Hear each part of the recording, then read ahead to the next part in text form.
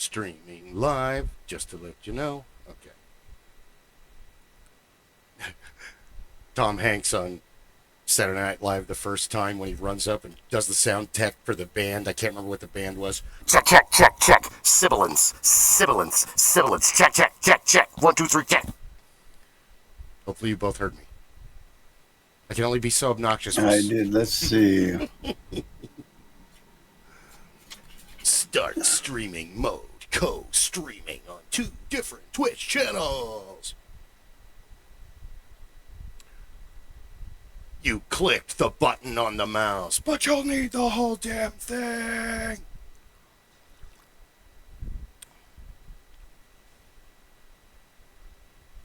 Let's see. You got to stream together.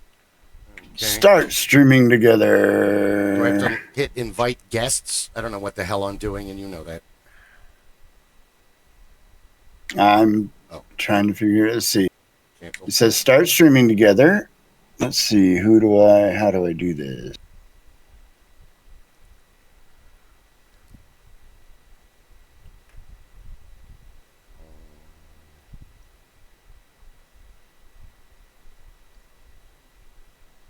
Twitch. The Reckoning. Just a second. I'm calling an expert help. I don't even know how to, invite guests? Maybe that's it? Search for someone online. Oh, no. No. Yes.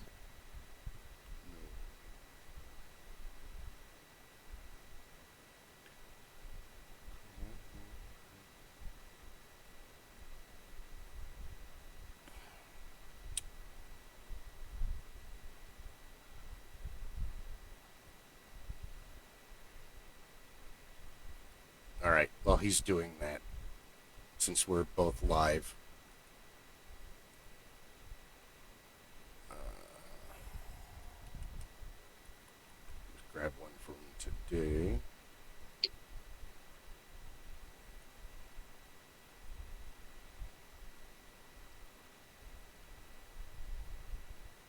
Should be sending you an invite. Something should pop up over there. Okay. Oh, I see something. Yes. Aha! There we are. All right. Stream this video. We're not done yet. Hold on. Oh, okay.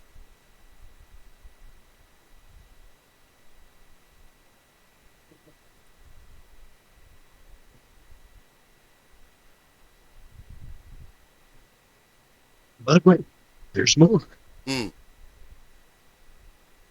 Should tell you that I've started sharing chat.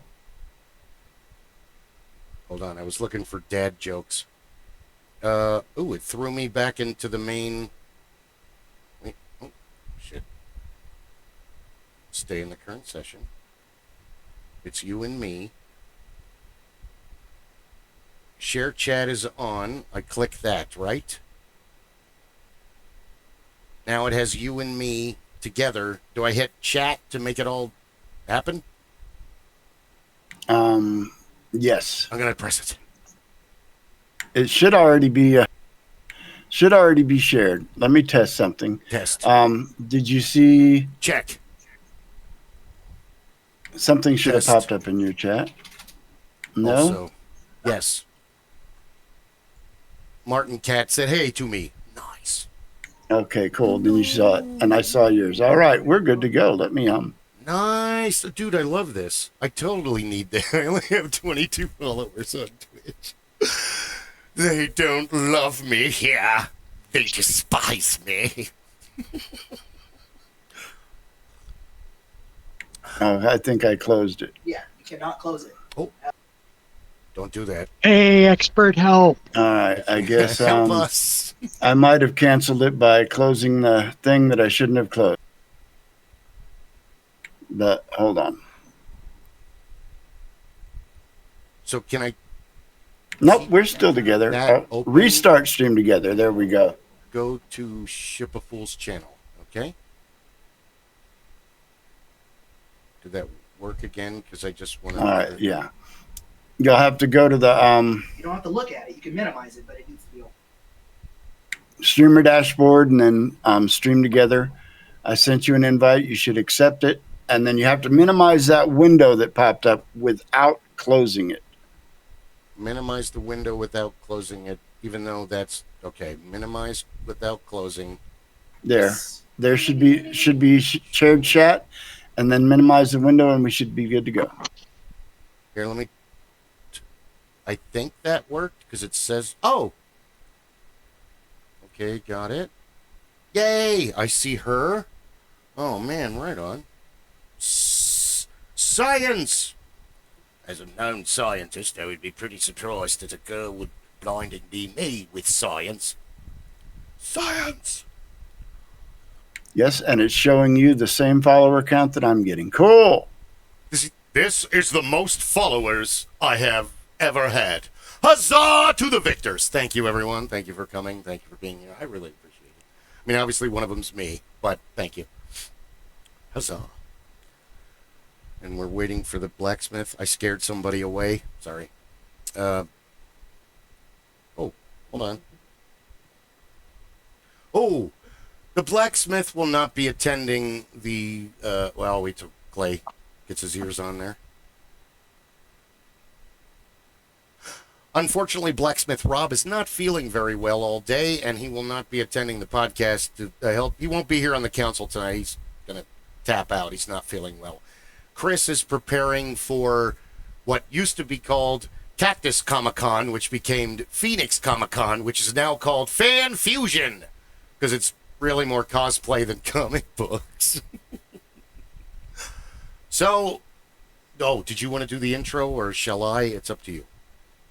You go right ahead. I'm trying to track down where I'm getting echo. Oh, exactly where I'm getting an echo from. I need to mute your channel over there. So there we go. I muted. Science! Usually my echoes come from the inside of my own mind. Sorry about that. It was just appropriate. That was funny, and the sync is off, where your voice is perfectly crisp and clear now. It doesn't match your lips. So that is even better. It's like you're a translated character from another country. Oh. That was neat. Quick, read something like a paragraph. Sorry. Oh, yeah, we should. It's been 7 minutes. Hello and welcome to the Supreme Council of the Master Geeks Lodge. My name is Bill Kelly, Hornswoggle the Great, peasant hero, Lord of the Bridge Trolls. They answered to me. I am one of your council members tonight, and also I have with me... Hi, I'm Clay, Phoenix Made of Clay on YouTube. All kinds of board game silliness, and, well, you never know what you're going to see there. Am I still out of sync? I should get my lips worked on. You're way out of sync. Keep going, though. It's like living in a kung fu movie. It'll get views.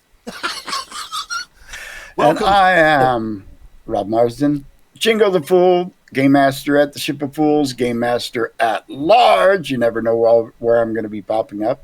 I'm here tonight to run my mouth about all things geek. And we liken this show to like the minecart ride in the Indiana Jones and the Temple of Doom. That's a good We're going down the track. We'll pick up speed. It'll get real exciting. And all of a sudden we'll jump onto another track. It won't get any less dangerous. It'll just be going in a different direction. If you can handle a lot of ADHD, you've come to the right place. I want to show off my shirt today. Thank you. I am, my beloved Firefly is being remade. I am very happy. Which one do you have on, Clay? Oh, I have a Ghost Town from Knott's Berry Farm, celebrating a really, really good day at Knott's Berry Farm, where Dave and I went there, and halfway through the day, all the school kids went home, and we had the park to ourselves. That sounds like Hence, Ghost Town. That sounds like the best day ever. One day we'll get Sir Dave Carter on the show. He's got so many stories. Not many people can say, "Oh yeah, I put on a medieval knight's costume and jousted in an amusement park in China." We'll get the story, don't worry. Anyway, welcome to episode 71. Wasn't lying about the ADHD. Tonight we're going to talk about several different topics, but we figured we'd start off on I have this wild theory, and the reason that a lot of, not just culture, but some history gets lost in between the cracks of humanity, and I call it the 30-year gap. It's kind of like every 30 years from every generation, that new generation has no idea what they're talking about, because you can do the best job ever as a parent, but you can't teach your kid everything. I mean, you're going to forget to teach them stuff, or forget to show them the movie, or forget that the movie existed because, you know, this or that, or the book, or the show, or the whatever. This came about, we were talking about the movie Commando, 1985, with Arnold Schwarzenegger, Alyssa Milano, Vernon Wells, David Patrick Kelly. Just a fantastically fun movie. But the more you look at it, it's likened to what's going on right now with a video game called Pragmata. Is that you go to the moon? I think that's the right name. Pragmata. Yeah. You're a human guy, and you're a space marine, and you go to a lunar base, and the AI has taken over, but one little robot that's a little girl is alive. And dudes online have been, it's like all this controversy. It's been amazing to watch. As I said before, Lord of the Bridge Trolls. I don't want to be involved in the drama. Oh, but I will start it and sit there and eat popcorn as it, yeah. Anyway, so Commando is basically the 1985 version of the precursor to that. If you haven't seen the movie, watch it. It's Arnie at his peak, just after the movie Conan. I think right before the movie. What was the other one he did? Raw Deal. Raw Deal. Yeah, it's right before. It's not Hercules in New York or the one where he's a cowboy. Sorry, I love Arnie. It's not making fun of Arnie. It's just, yeah, go little doggy. I love Arnold Schwarzenegger, but he's a colonel, an ex-special forces. And I'm retired, and the wife is dead, and he's just raising his daughter, Melissa Milano, who's like, what is she like? Was it Alyssa Milano in that one? Yeah, Raw Deal had Ray Don Chong. No. Ray Dong Chung is in both Commando with. Yes. She's not in. And she doesn't look like anything like her father. No, she doesn't.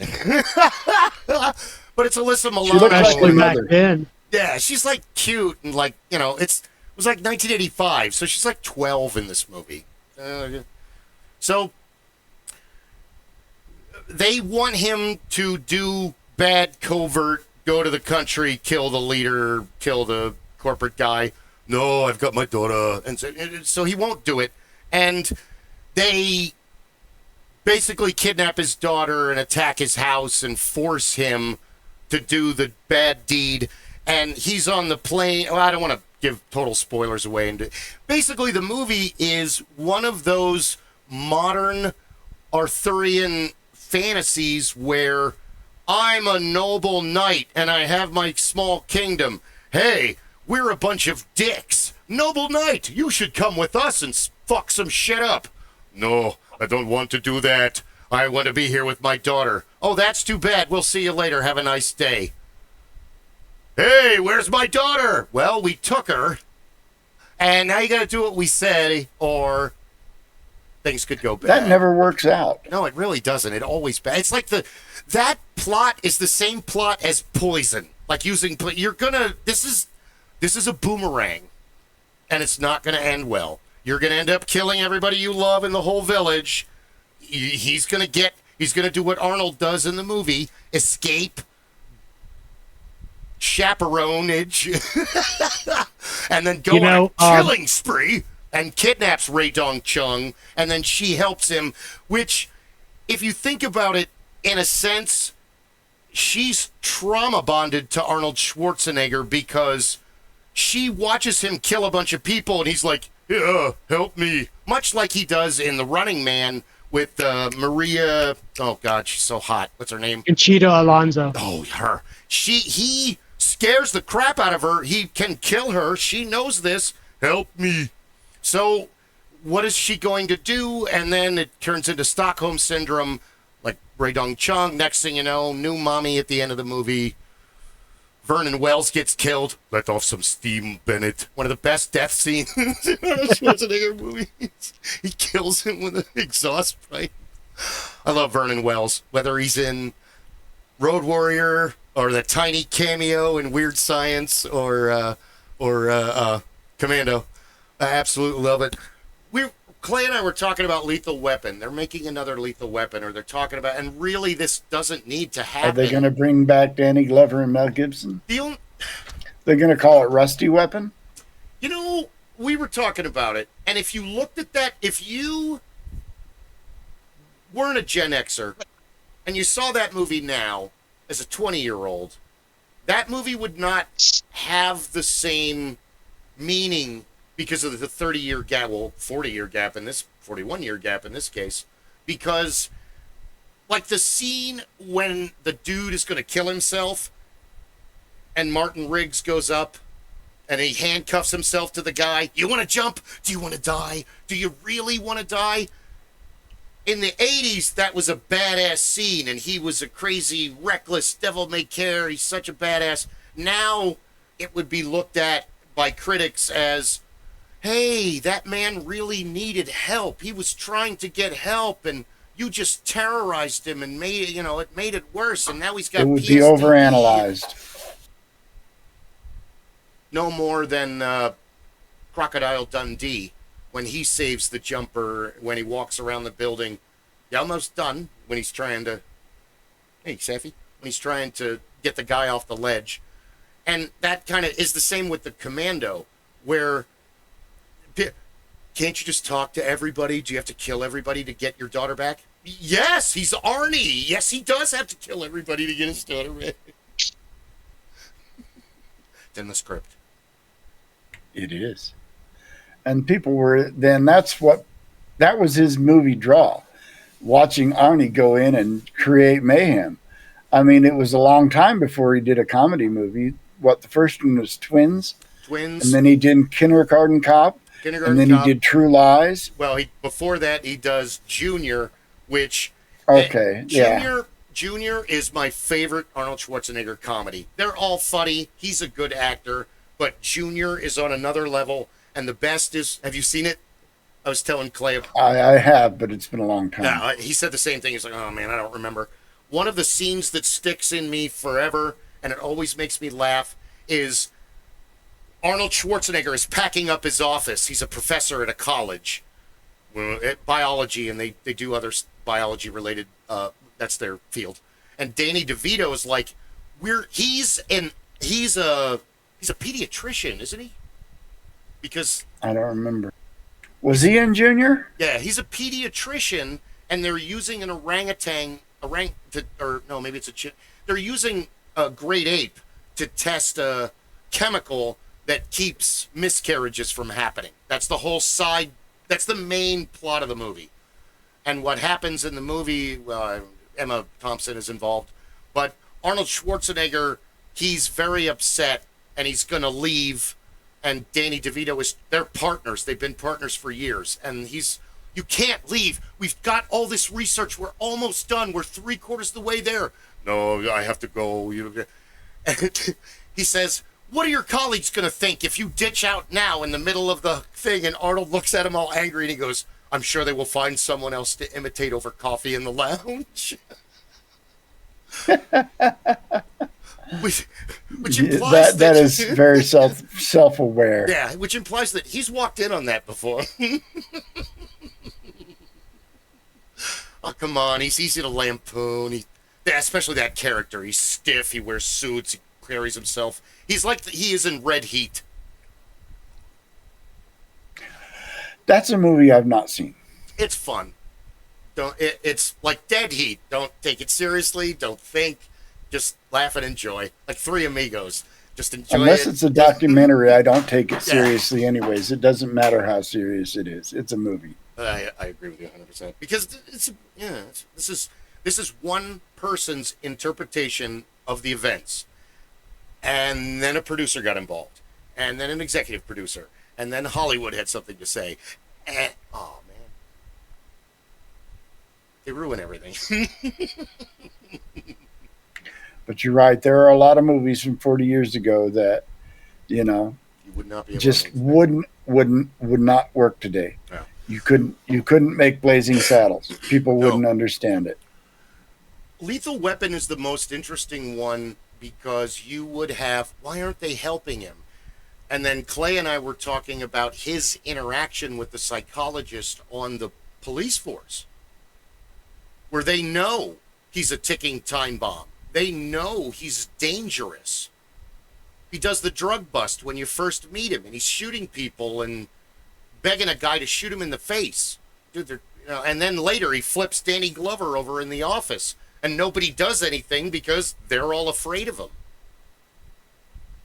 I think it has a lot to do with Vietnam, too, because that's, get a dog. Was the character a Vietnam vet? Yeah. Okay. That was the main thing. It's been a long time since he was I've in seen those Laos, movies, and yeah. he shot a guy. Oh, sorry. I didn't mean to talk over you. You said it's been a No, long but- time since you've seen the movie. They go to the shooting range, and they're talking about the case after the girl falls out of the penthouse, Michael Huntsacker. And, they're talking about it, and they're shooting. And when he brings the target back, Danny Glover tells Mel Gibson, "You sleep with that thing under your pillow, don't you?" And he says, "I would if I slept." And then later he tells him, "I was like 3 months in, and we were being attacked, and I was in Laos, and he shot a guy in, like, between the eyes from 1,000 meters. And from then on, they were like, he became a specialty sniper. But then after you come home, hey, you're done killing people for 8 years. Now go be a civilian." No. And Vietnam was different. World War I, coming home, they were heroes. Cuban, they were heroes. World War II, they were heroes. Korea, Grenada, all that stuff. Vietnam, no. The political climate had changed. It was one of the first televised wars, which really opened up a lot of eyes for a lot of people on the gravity of things. And it's my father and Ed and many other Vietnam vets tell the same story coming off airplanes, coming home in uniform and being harassed by just throngs of beatniks and hippies. And these are people that's like, why are you messing with these military people? They are going to beat the shit out of you. True. Yeah, it was sad that, those troops had no choice to go over there and do what they did. Yeah. They should not have been, but, we had a government that was willing to let the anger fall on the troops as long as it didn't fall on them. Yeah. Which was sad. Not just Blazing Saddles and all that, but if First Blood was made today, we would not have Rambo 1 through 13, or what are they making, 8 now? No, First Blood was a great movie. The other ones The other ones are fun. should not have. Yeah, they're fun, but it's not even the same character, really, other than it shares the name and the actor. Yeah. The characters are two totally different. Well, they're two extremes of the same personality, but you're right. There's only the sense of all of his suffering in the second movie when he frees the first vet. And he tells the guy it's 1986, and the dude's like, "What?" Yeah, I was a really avid reader as a teenager, so I both watched Rambo and read the book several times. Both watched it several times and I read the book. book, and the book was Yeah. excellent. And he, the entire time, John Rambo is regretting what he's doing. He doesn't want to He do just- it, but he's been pushed yeah. there. Exactly. He just he feels he has to do it. I forget the author, but I read a couple of other books by him, and they all. The other one I read was more of a spy novel about a guy that got recruited into a spy organization, and I don't remember the name of it. He got recruited into a spy organization and then had to infiltrate a cult. I never read the First Blood Rambo. I never read any of those books. I knew they were books. I knew they existed, but I never got a chance. No, the book didn't portray John Rambo as a superhuman badass either. Neither did the movie First Blood. Not He really. just knew how to make the best of a terrain and knew how to kill people, guerrilla warfare. Yeah. The best is Troutman when he shows up and says, "You don't understand what you're dealing with. This guy is trained to live off the land and kill you, and you won't even hear him coming. You won't see him. He will drop out of the night and take you away, and that'll be the last of you." That was the Richard Crenna character, Exactly. right? Exactly that character. Because he's the one that because Brian Dennehy's character is he's the chief in a small team. He's an idiot. He doesn't know what's going on. He's just got a drifter, and he thinks that this guy's going to be a problem. So he starts treating him the way he would treat a problem. And it goes sideways. So, I mean, even so, if you made that movie today, it would be more of a drama than it would be an action adventure, even though it is a drama. There was some action, but I wouldn't really call First Blood an action movie. No, It was a suspense movie.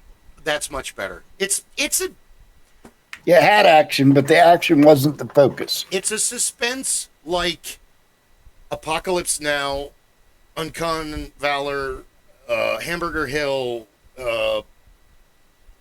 I loved Uncommon Valor. These are all Vietnam movies where it's different. The focus of World War II movies is, we're gonna get this. This focus of Vietnam movies is, War sucks. we're in this together, dude. I'm sorry. I'm sorry too, dude. This is fucked up. Let's go do it. And that it's more real because we're old men now, but kids don't understand what it was like talking to World War II vets. It was this weird, cultish. You don't understand. Back in the day, that goddamn Hitler and whoa, okay. And they had there wasn't the animosity between the forces during World War II and before, as there was kind of Korea on, and on from there, where they kind of talk smack about. Well, I mean, they all still get along. They work together. I mean, they're all Americans, but there's a little bit of animosity. Oh, Army, Navy, Marines, but there wasn't that. I mean, I'm sure it existed. I'm not going to say that it wasn't there, but for the most part, you didn't have a lot of that guy's a Marine, like the way that football dudes yell at other teams. Yeah. Actually, I didn't see a lot of that when I was in the Army, but to be fair, there was only Army on our base except for a very small Air Force detachment. And, we'd razz them once in a while, call them the chair force and things, but for the most part, and they'd call us gravel agitators, but it was all kind of good-natured, more of a rivalry than an animosity. I'd rather have that. That's better.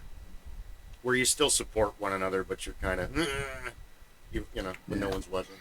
That's okay. One of my former managers, me and a couple of coworkers, this is years ago at the job I'm at, we're talking about our military service, and the manager came up and started talking about his military service, and we were talking about what service we were in, and when it got to him, he's like, I was in the Air Force.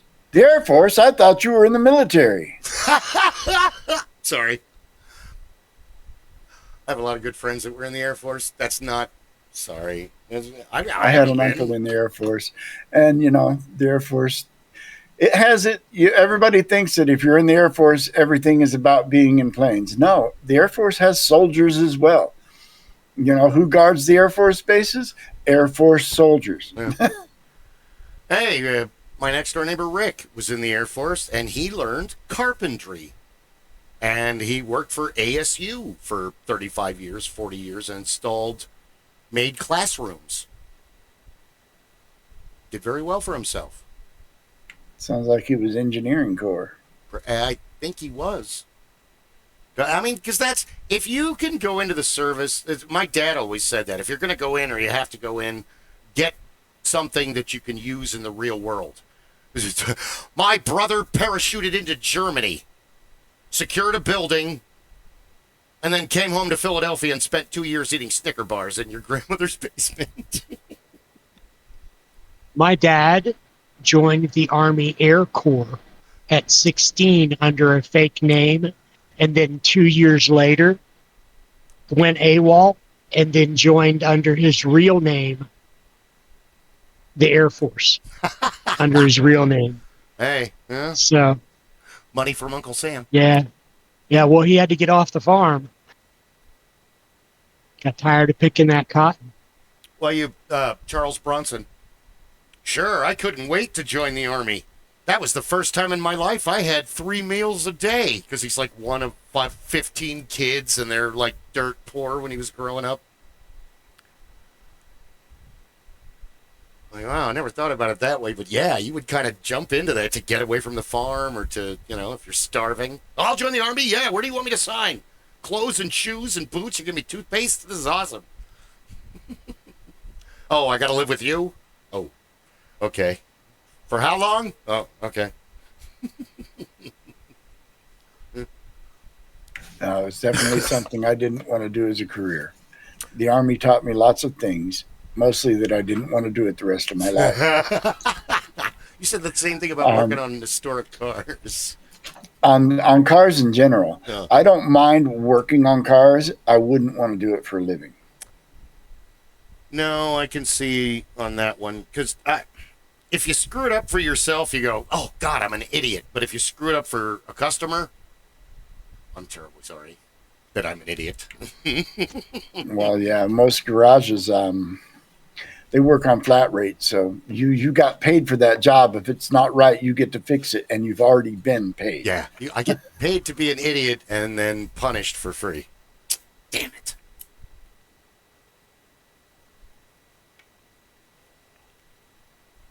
Well, luckily, I put my Ford 46 Super Deluxe 6 two-door sedan up for sale. Clay listed it for me. Facebook banned me from posting on Marketplace. Why? I have no idea. And then they verify your phone number.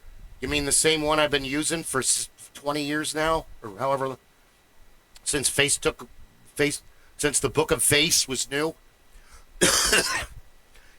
We'll send you a text. Okay, here's my number. We'll send you a text. Okay, here's my number. We'll send you a text. Hey, Clay, can you make this thing...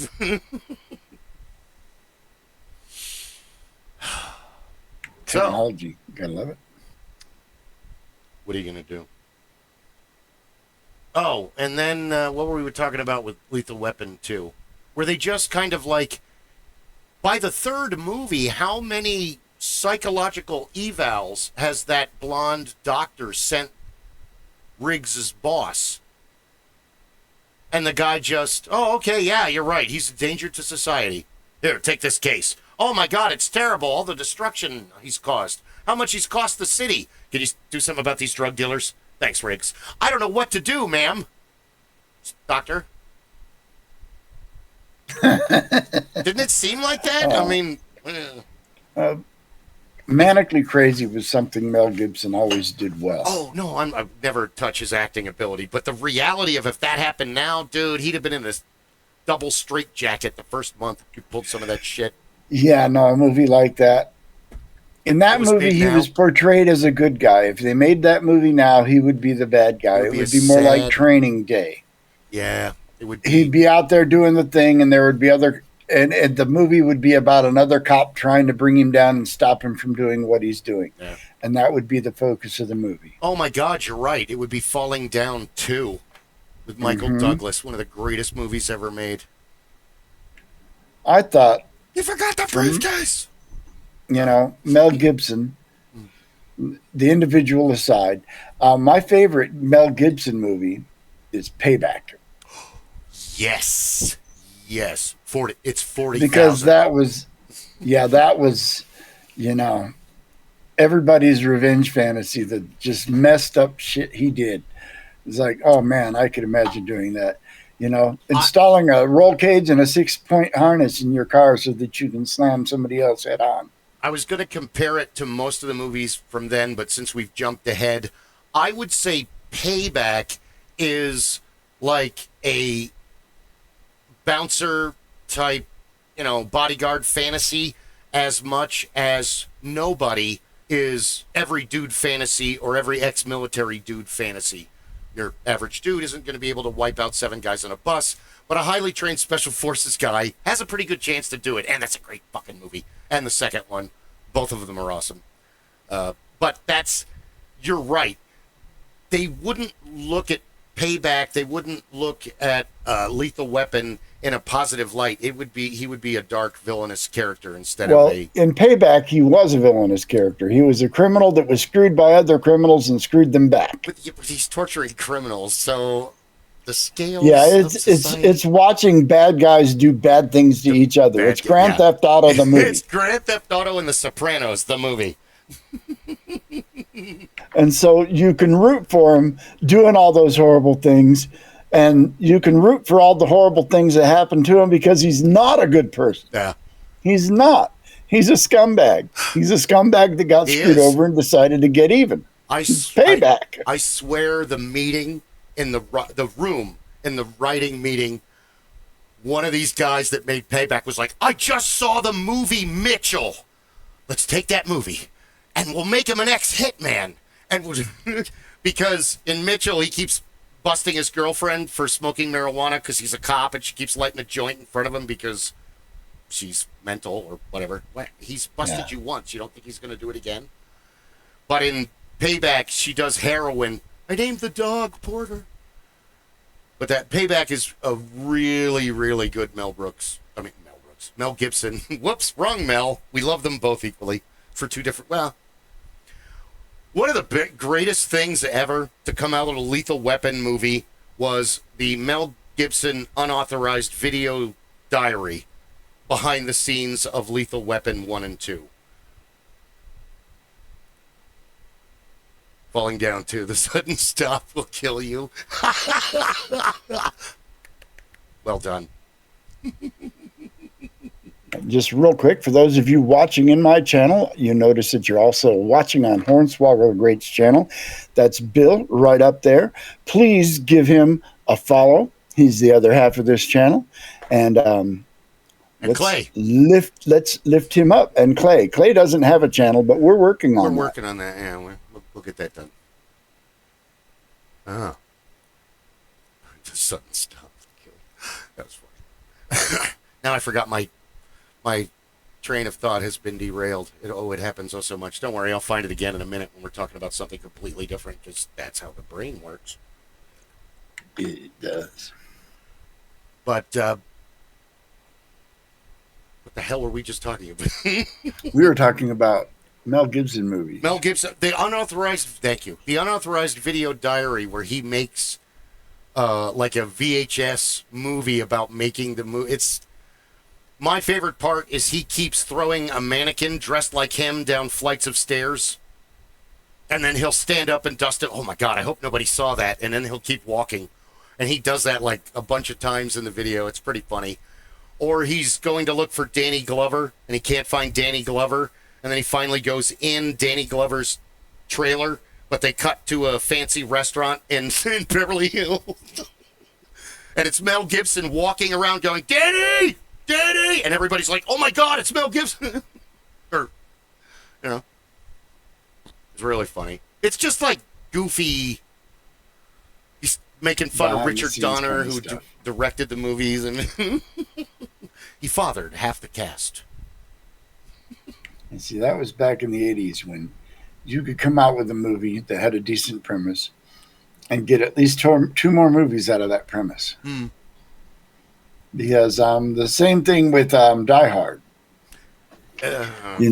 Movies tended to go in trilogies, and Yes. some movies broke the trilogy, but the Die Hard movies were all variations on a theme. They were all kind of the same thing. Yeah, they were. The Lethal Weapon movies were the same kind of a theme, but then you go over to the Terminator movies, and every Terminator movie gave you something different. Well, at least the first two. Yeah. I kind of fell off after the first two. I tried to watch the third one. I think I don't remember. It's gotten kind of crazy now. The third one is like, okay, now they have a different one, but how is this one better than the one that could turn into anything? Yeah, that was the pretty Terminator, much. Predator Same with was Alien. supposed to be. Predator 2 was pretty good though. I enjoyed it. Then again, I'm a big Danny Glover and Bill Paxton fan, so. Lava Being says Predator was supposed to be a Rocky movie, but they didn't think Rocky would fight an alien. Hey, yo. Adrian! It'd be great. The best Stallone movie ever, I'm sorry, is a tie for first. Demolition Man and Oscar. You can yell at me in the comments. There you go. Oscar's brilliant. That and it made my dad laugh every single time I watched the movie, probably 36 times. And when Aldo opens the door and it's the accountant, hey, there's little Anthony and his Imperial, and he's got like a 1926, just this beautiful car. And my dad, because little Anthony and the Imperials were a doo-wop group. Oh, I know who they were. Oh, yes. trust me, I do too. Doo-wop.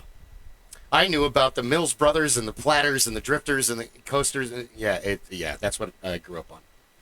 So that was fun. But if you're a We kid, grew up on Charlie Daniels and Merle Haggard and George Jones and Tammy Wynette and Coal Miner's Daughter and Johnny Cash and Outlaw Country and Waylon and Willie, and that's what I grew up on. Same here. It was big band music and classical and like folk. My mom was a folk. Kingston Trio and Peter, Paul and Mary and what's the other two? There's two more groups out of the 50s and the 60s that she was into. They were great. They're super talented. I love folk music. I did the Renaissance Festival since 1991. Now, my grandparents were big into the big band and the standard singers. Singers of the 40s and the 50s. We never really watched Lawrence Welk unless a artist that my father liked was going to be on it. And that never made any sense until I got older and I realized, he was kind of done with big band music because he had been playing it since he was 8 years old on the accordion and then later the organ and the piano. And then he had a band from the time he was like 15 or 16. And that's what the Holy Name Society and the Knights of Columbus back in the day wanted to hear. When I was young, my parents would work second shift, so we'd stay with my grandparents in the evening. And in the afternoons after school, we'd watch all our afternoon kids shows, except for the half hour that Lawrence Welk was on, and my grandmother insisted that we watch Lawrence Welk. And so I know the words to all the old standards. Fred Arnstein's imitation of Lawrence Welk is spot on. Oh my God. All right. Are we going to have the day? He was just like that. We'll have a wonderful time. Wonderful time. These are next singers. He And a really one, talked like and a that. three, and a three. It's the same thing with the. Oh crap! So What's I his... got an appreciation for that kind of stuff. Yeah, no. Damn it! His name. We've got a really good shoe. What's his name? Ed Sullivan. Ed Sullivan. Thank you. His name went right out of my head. I'm like picturing him, and the way he was very kind of robotic. The way he moved. Yes, he was, but he would have the newest, latest acts on. Bless you, Christians and Catholics like hearing that. There was a sneeze. Yes, I had my. And it was a woman because that's not in here. It's the missus. She's right back there. One day she'll be on the show. Thank you. Demolition Man was awesome. She agreed with me. I love Demolition Man. It's the perfect, like, Look around. Do you see any cows? it's And then the he rat. takes a bite out of the bird. Prego, this is number one. I don't care. I haven't had a burger in 100 years. It's it's so, it's Stranger in a Strange Land in the sense that he's from the past. It's also Time Machine. It's Brave New World, but the sex is not as everywhere as it is in the book. And it's also a bit 1984. Oh, what? Oh. Okay, you're all right. You're right. That was a 93 movie. I apologize. We jumped into the 90s. Some of those movies have Lava being asked what topic we had diverted from. We had started with the 30-year gap, how the movies that we grew up with, people today, the young beings today, haven't heard of most of them unless they're really cinephiles. And kind of drifted from there. But yes, we started with movies. And other media, the 30-year gap. Once individuals in a group start talking about, whether it's Chad or here on the, we start playing 6 Degrees of Kevin Bacon without realizing we're playing 6 Degrees of Kevin. He's in that movie with this guy, and next thing you know, you're 10 topics away from what the hell you started with. So I apologize. That's probably my fault. I don't apologize. It is what it is. 30-year gap. I working with the awesome Carson and Dwayne and a bunch of other guys last year at the Tapatio Cliffs. I was a security guard. Don't worry, kids. I may be banned from the property, and they'll call the police if I. You don't need to know about that. But I kept the numbers of the haunted places on the property. It'll be fun. So what I realized was that they didn't know about the movie Tombstone, the movie Quigley Down Under, the movie True Romance, the movie Usual Suspects, well, okay, that's 90s, sorry. The movie, The Crow, that's, oh, damn it, Tombstone is, anyway, they did not know about those movies because no one ever told them about those movies and they weren't able to find them on their own. Now they're all on Turner Classic Movies. That is true. If you have cable TV, they all pop up sooner or later somewhere. Yeah. You reach a point in the modern day that you don't really understand if you're not a Gen Xer or a Gen Xer hasn't explained it to you. Cable happened in 1982 as far as being affordable and the signal strong enough for a dimension was a great number of people. Before that, it was called On TV, and it was a satellite thing, and it was kind of dodgy because it was... You had to have it aimed exactly right, and it didn't come on until 9 o'clock at night. That's how it... And you had to, you had to know what you were doing to get that all set up. Dimension was a bit easier. Coaxial hookup, maybe the little, thing you screw in, get it all set up. So back in the day, movies were cheap and cinemas were playing all the time, and you would pay less money to see in the matinee in the early thing. They had dollar theaters, but even the expensive ones would have the early cheap ones, and they would play classic movies. So you'd get to see a lot of like old movies, and then later TV, and then later Saturday TV. So they would replay movies from the 40s and the 50s and the 30s and the 60s and the 70s. So you would see these actors and these things. Then later in the late 80s, your father walks into the room and goes, "Hey, that's that actor from some obscure movie that you've never heard of from 30, 40 years ago. It's the 30-year gap," but I didn't know what it was. I said, "Oh, no, I've never heard of that movie. Who is that guy?" My dad would stare at the guy and go, "Wow, he got old." Well, yeah, I mean, we all. That's a guy from the 40s. It's now the 80s. He got very old. And that, I realized I was doing that in the early 2000s to my kids. They would be watching a movie or something on cable and watching a show. "Hey, oh my God, I'm my dad. That's that guy." Might as well fulfill the destiny. Same with me, only my kids were really into anime. enough so that if all three of them were together, they could go back and forth and act out a whole scene from an anime, each of them taking a different voice, and just have it memorized. He's like, all right. That's my sisters and I with Clash of the Titans, the pirate movie, Grease, and Grease 2. We were stuck in That the was house us too. in the summer. Cable. Thanks, HBO. So that it occurred to me that movies are still, and shows are still a great much of our culture as radio serials and radio programs back from the 40s and the 50s, and the old movies and the old books. And I mean, they made Muppet Treasure Island. Treasure Island was written in the 1880s. We just talked about it a couple episodes ago. So yes, Muppet Treasure Island is the greatest pirate movie of all time. It's one of the greatest interpretations of Treasure Island ever. It's not exactly accurate, but who cares? Tim fucking Curry. That's all that matters. You don't have to have any. You could have just paper pictures in the rest of the cast. I think he was the only actual live actor in that movie. No, Jim, the boy.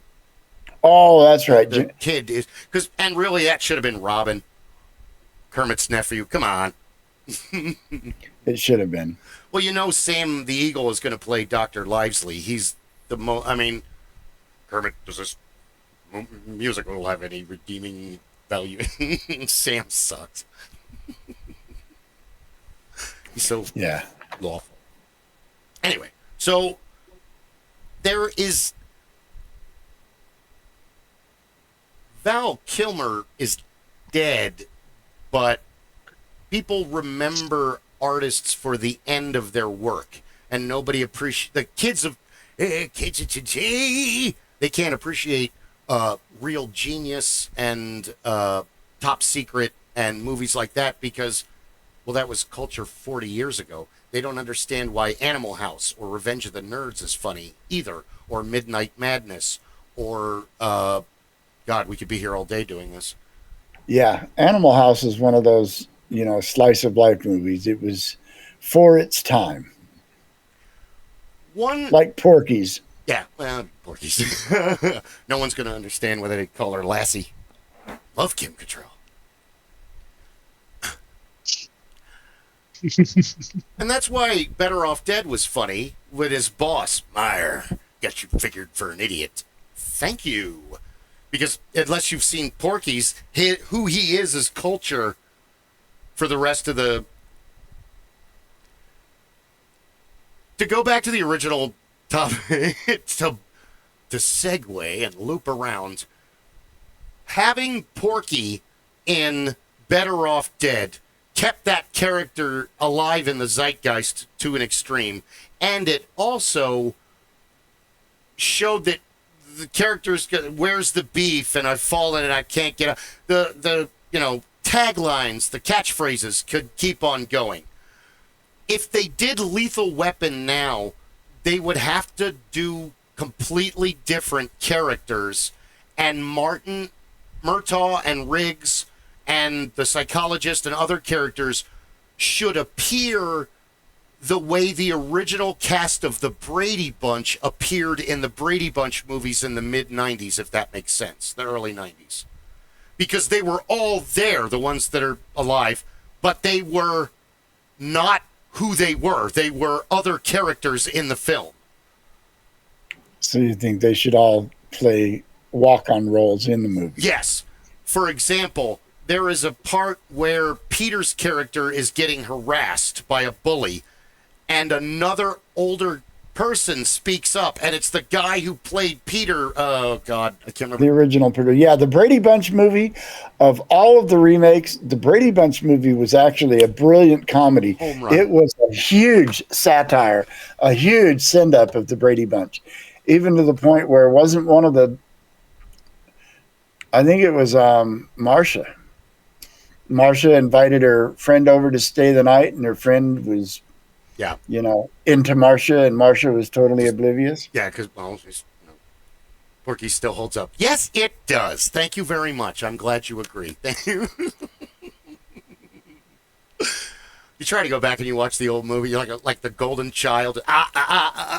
What the Porky's got knife? me in trouble as a kid. I'm sure it did. In junior high, I was Uh-oh. part of this group in school where we would go around as a group of students. We would go to the grade schools and talk to them about transitioning from grade school to high school. I forget what it was called, but it got me out of regular classes for like half of my 8th grade year doing this. We traveled around, the valley going to different schools. Right. And as a reward at the end of the year, the 2 counselors that ran the program took us all out to the cinemas at Christown to go see a movie. Well, me and 2 other guys went to go see Star Trek the Motion Picture. But as soon as the teacher was out of sight, we slid out of Star Trek and slid into Porky's, where we promptly got busted and kicked out of the theater. Oh, my. So we had to go at the end of the movie. That escalator that came down from the movie theaters there at Christown. We're sitting out there. The teacher's like, "How was the movie?" "Oh, it was great." It was great. Is it Porky's 1 or Porky's 2 where Meat shows up late and they're like, "Where the hell have you been?" "I'm sorry. She wouldn't let me out of the car until I showed her why they called me the Meat." "What's your name?" "Meat." "What's your name?" "Blossom." And then the music starts. And I think that's the first one. I gotta go back and watch them. They're all a blur. The first one and the second one. Yeah. But you're right. Brady Bunch is just amazing because they made fun of it well. It was a total joke on itself. And a lot of Brady Bunch actors made their Alice cameo. Made a cameo. And I like the whole running horn dog joke between Alice and Sam Max the Butcher. "What is Sam the Butcher doing here?" "He's delivering the meat." Oh.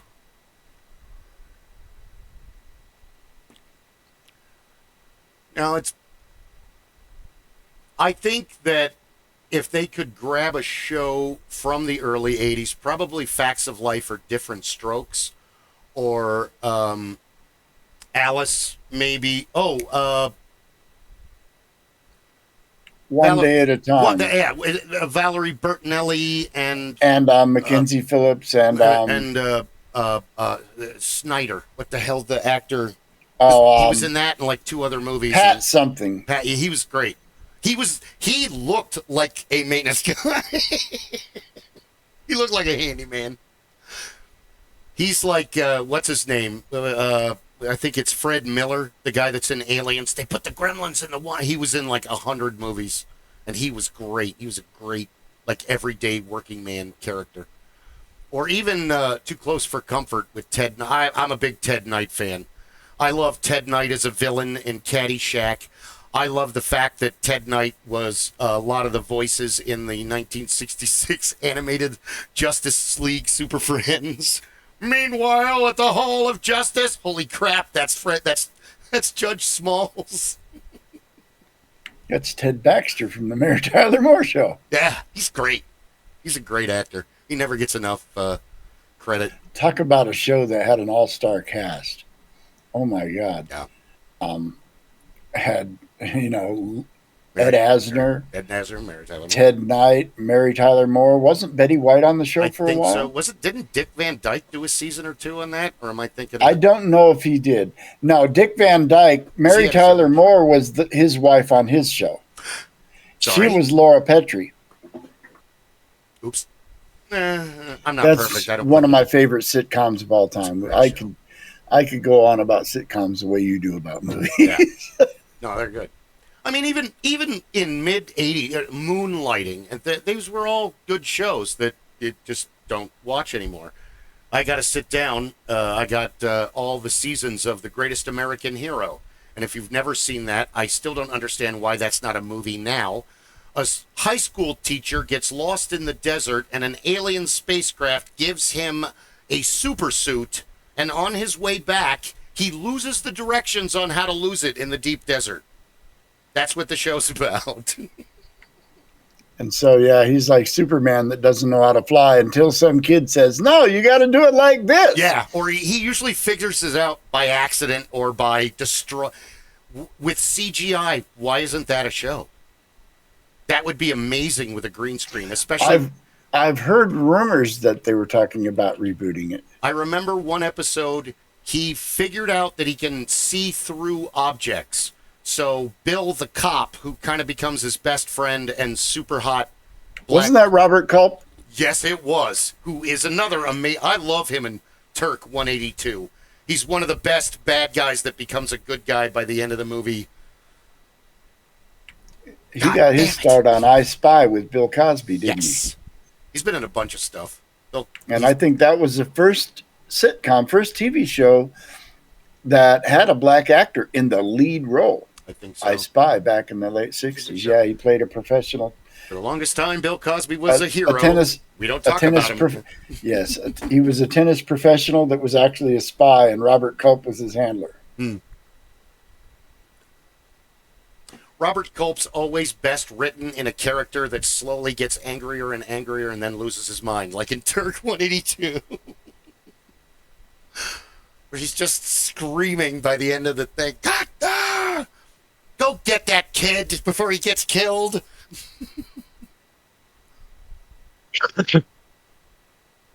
But that's a great show. I talk about a show called Misfits of Science. One day I'll finally get my hands on some episodes. Yes. But I love the Misfits of Science. That was Courtney Cox's first acting role. What's his name? John. He was in the Alien costume. He was in the Predator costume. He had several other roles. He was in a car accident, and they gave him a blood transfusion to save his life, and that was before we knew about HIV and things like that, because it was the mid-'80s, and he unfortunately did not make it out of the car accident, complications afterwards. But he was one of the main cast members, because he was a scientist that was like 7 feet tall, but he could shrink himself down to like this big by touching the back of his neck. But it only lasted for like 3 minutes. It was like, I was telling Clay, I remember there was one episode where they met this woman, and she could tell you what was going to happen to you like 1 minute before it happened to you. But only 1 minute before it happened to you. Oh, this is about to happen, and you're about to do this. And then they get into this whole conversation, and she's like, where's this guy? Oh, he's out there. Oh, I've got to tell him before he realizes that the elevator shaft doors are open, but the elevator is down. Oh, never mind. I remember like a couple other things. And then they had like a dude who was a rock star, and there was an accident on stage, and it electrocuted him, and he lived. And now he's got like Flash and Electro combined powers where he could run really fast. And once a day, he had to get rid of all the electricity or have a heart attack. It was 40 years ago. I don't remember. But it was a fun show. Fun, goofy, Knight Rider, Highwayman, Airhawk, Airwolf, with some of the Sequest kind of, Near future science fiction, borderline cyberpunk. Love those. Captain Power, this is your message from the future. Lava being asked, was he named Crank? I think so. I'm not sure. Signs point to yes. It's getting dark. It's getting dark and mystical in here. Deep, dark, and mystical, and hurt by girls long ago. Oh, okay. That's better. All right. Well, what's one of your favorite 80s movies, Clay? Well, the 30-year gap that you were talking about, one of the movies that I was thinking about, that it's not really even a cult classic, but it's a very popular movie. John Wayne, The Cowboys. 1972. I looked it up. That's not in the 80s, but okay. That's not in the 80s. That's the 30-year gap, though. Yeah. That's part of the 30-year gap. Oh, of course. Because that's part of our childhood. You know, that's what we grew up with. You know, because we are talking about all the movies that we grew up with as Of well. course. Like you know, Kwai Chang King, the Kung Fu, the series. That wasn't in the 80s, but you know, it was part of our cultural upbringing. It reruns. It was That- in syndication in the 80s. Yeah, it Yeah. reruns. I'd say my favorite movies, there were some epic movies that came out in the 80s. Star Trek II, The Wrath of Khan. By far the best Star Trek movie ever made. Can't. By far. Can't. Brilliant. You can't lose with Ricardo Montalban as your villain. Dude chews it up and spits it out. Also, you know, at the same time, we had the second Indiana Jones movie. You had Well, the Raiders. second is 80 Star Wars movie. Raiders was 79, 81? Wasn't it 84? No, no, that was Hold on. Temple of Doom was 84. IMDb shall solve this And discussion. then you know, probably I heard the it. greatest horror movie of all time, The Thing. Oh, that was a good one. That movie had the ooga booga big time. I went and somebody wanted me to see that movie so bad that they gave me the $3 to go see the afternoon cinema. So I went on a Saturday afternoon to go see The Thing. It had been out for like 3 weeks. I was the only person in the theater watching that. The only man brave enough to watch sheer terror for 2 hours. I hate And it. I screamed like a little girl, and it's a good thing I didn't have to void my bladder because it would have voided. The one scene where they're all tied to the couch and they're sticking the hot wire into the petri dishes and they get to the one, and yeah, I won't go into details if you haven't Yeah. seen the movie, and if you haven't Watch seen the it. movie, what's wrong with you? Yeah, really. We are both wrong. Raiders of the Lost Ark is 1981. Okay, I knew because I had seen Temple of Doom before I went in the Army, and I went in the Army at the end of 84. Gotcha. So I heard a fan theory. Raiders of the Lost Ark is what Han Solo is dreaming while he's frozen in carbonite. That's awesome. Yes, in Raiders of the Lost Ark, in the hieroglyphics, while they're in Egypt, if you stop the frame in the right place, there's R2D2 and C3PO in the hieroglyphics. That's awesome.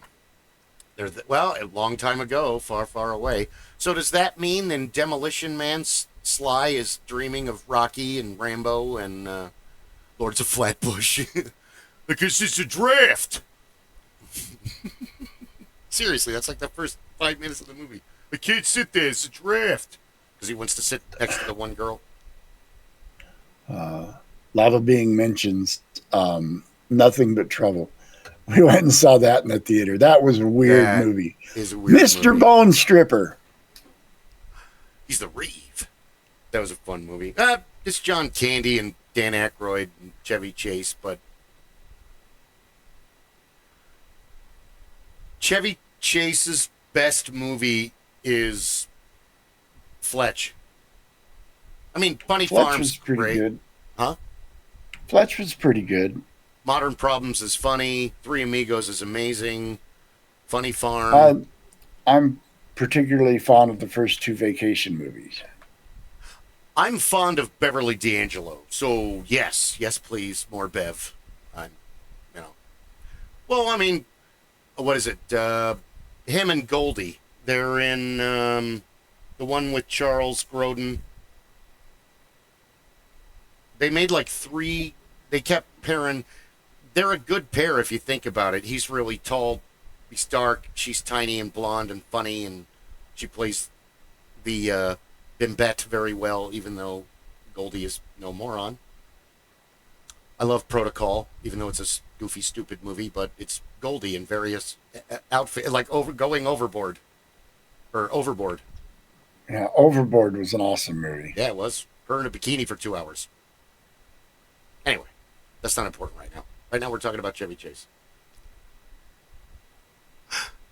But him in Community, I mean, that's That's pretty awesome too. His Saturday Night Live career, I wouldn't take that away from him.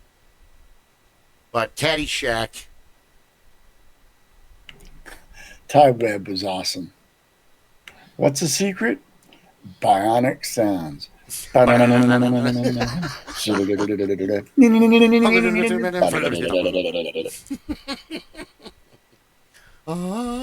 then in the second movie, he teaches Jackie Mason in Caddyshack 2. And Jackie Mason can't make the sound, so he's going, na na na na na na na na na na na na na na. I love And the Jackie ball's weaving all around. Mason. It's because he's a Funzanoon. What's that? That's a man who farts in the bathtub and bites the bubbles. Oh, God. We had a different word for it growing up, but it is a rather rude word, so I'm not going to use it. Yeah, really. Well, also in the wait, I gotta look it up before I talk because I think it's in the 80s, but the other smart half of my mind is saying, no, it's 78 or 79. Up in Smoke.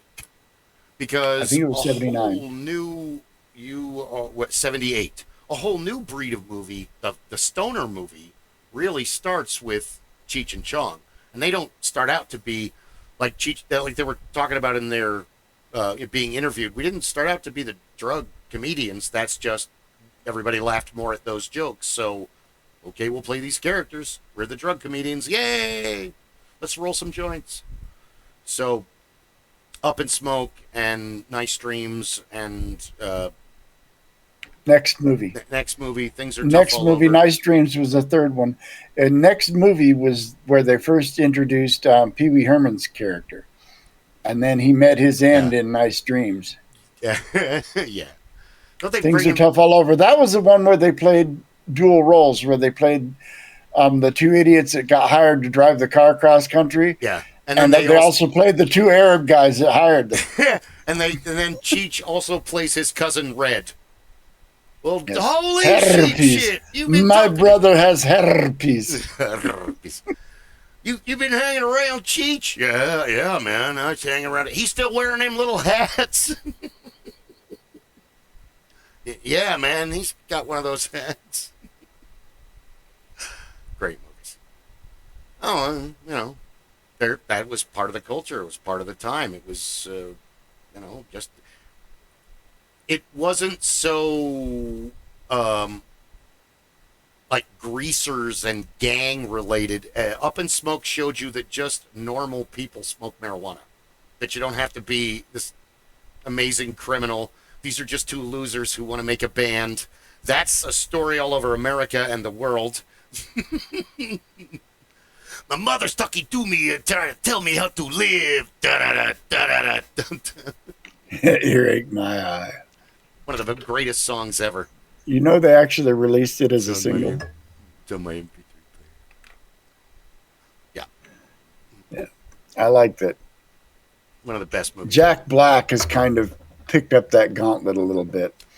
Back in I want to say in the early 2000s, mid or maybe the early 2010s, him and Kyle Gass did Tenacious D and The Pick of Destiny. Yes. Great Have album. you seen it? Have you seen the movie? I have it. I've watched most of it. It's one of those, I'm going to watch this movie. And then, like, the universe will not let me watch the movie. Something will happen and I'll have to stop it. It's a great movie. The Bigfoot part gets a little weird, but, you know. That and the Brothers Grimm. I have tried to watch the Brothers Grimm with Heath Ledger and Matt Damon. I'm unable to finish. It was that an movie. okay movie. It I got a was little bit gross at the end. My wife, she said, you know, I got unnecessarily gross in a couple of places. You know, and this is what sucks about that movie is when they were casting for the movie, the casting director was pushing to cast Johnny Depp, and the studio didn't want Johnny Depp. They wanted Heath Ledger. And so the movie kind of, and Johnny Depp went on to do Pirates of the Caribbean instead. And you saw where that went. That became Had quite it a been the other way franchise. around, you know, the Brothers Grimm, Johnny Depp, He had enough charisma that he could have probably sold the movie. It wasn't a bad movie, but it was obviously an attempt at starting a franchise, and I wish movies would stop doing that. Starting a movie with the intention of hoping it becomes a franchise, just make a good movie. Leave it open-ended at the end. But that movie was, it felt like a setup. Hollywood. There's so many books and stories that they could be making movies about, but no, we're going to have, Fast and Furious 12. And I got that, but dude, just make Cannonball Run 9. It'll be fine. Make Gumball Rally 6. I don't know what Gumball Rally is. Didn't they do Gumball Rally like 20 years ago? They did a couple of. I think they did a remake of Gumball Rally, but there's so many car porn movies. The original one was one of those ensemble cast movies from the 70s with all the comedians in it that, such a thing wouldn't work now. No. Because think of the Gumball Rally and all the people in it. You can't do Gumball Rally or Cannonball Run or It's a Mad, Mad, Mad, Mad, Mad, Mad, Mad, Mad, Mad World because it's too greedy today. Back then in the 70s and the 80s and 60s, they would all do each other's movies because they were all friends. They were all partying and getting wasted together. They were all drinking buddies. They were all gambling friends. And now Hollywood was a community. It's not anymore. Now it's an individual enterprise for each empire.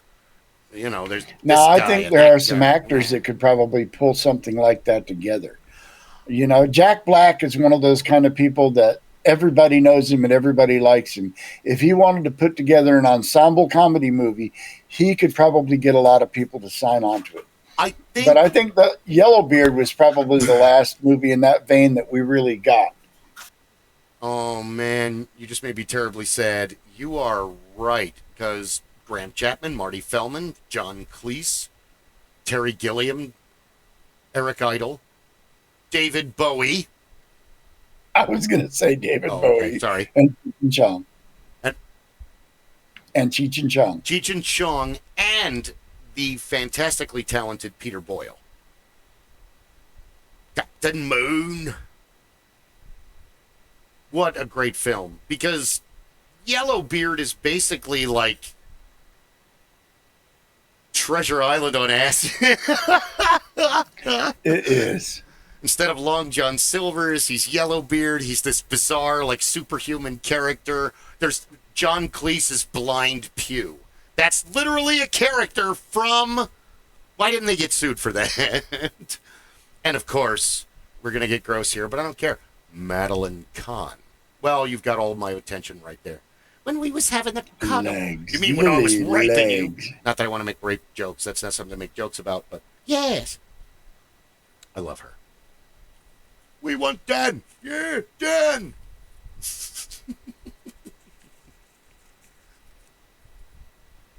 Yeah, the movies, the landscape behind movies has changed. An ensemble movie like that, would be very hard to do. You'd have to have like a Clint Eastwood or another kind of elderly character that everybody loves, and he would have to be like, guys, do you want to do this? And then all of the A-listers would line up, and then it would be because I'm hoping that's what we get with the second Spaceballs movie. Oh my God, yes, please. I'm scared. It's like a George Romero zombie movie. Everybody wants to be a zombie in a George Romero zombie movie. Fuck yeah! Don't you? Yes. Where do I sign up? You don't even have to pay me. Just feed me lunch. lunch. I think if Mel Brooks put out an open cameo casting call, a who's who of Hollywood would line up to crack a joke somewhere in that movie. Oh, yeah, and, if the whole movie was 2 hours of just one-liners and cameos, I would be happy as a clam. That's all History of the World Part 1 is, anyway. Yeah. It's just that it's not the script, it's the talent. I mean, one of the best part about the movie Top Secret with Val Kilmer and Peter Cushing, and they keep breaking the fourth wall and making fun of the movie. And it's supposed to be a serious spy movie. I know. Top Secret. There was also a parody of Top Gun came later, and I forget what that one was called. Hot Shots. I think it was Hot called Hot Shots, Shots. With yes. Charlie That Sheen. had Charlie Sheen, yeah. And I think Louis Gossett Jr. was in it. And there was Hot Shots Part 2. And like Lloyd Bridges was kind of like this weird, like what's his name in the Police Academy movies? The old chief who's just out of it.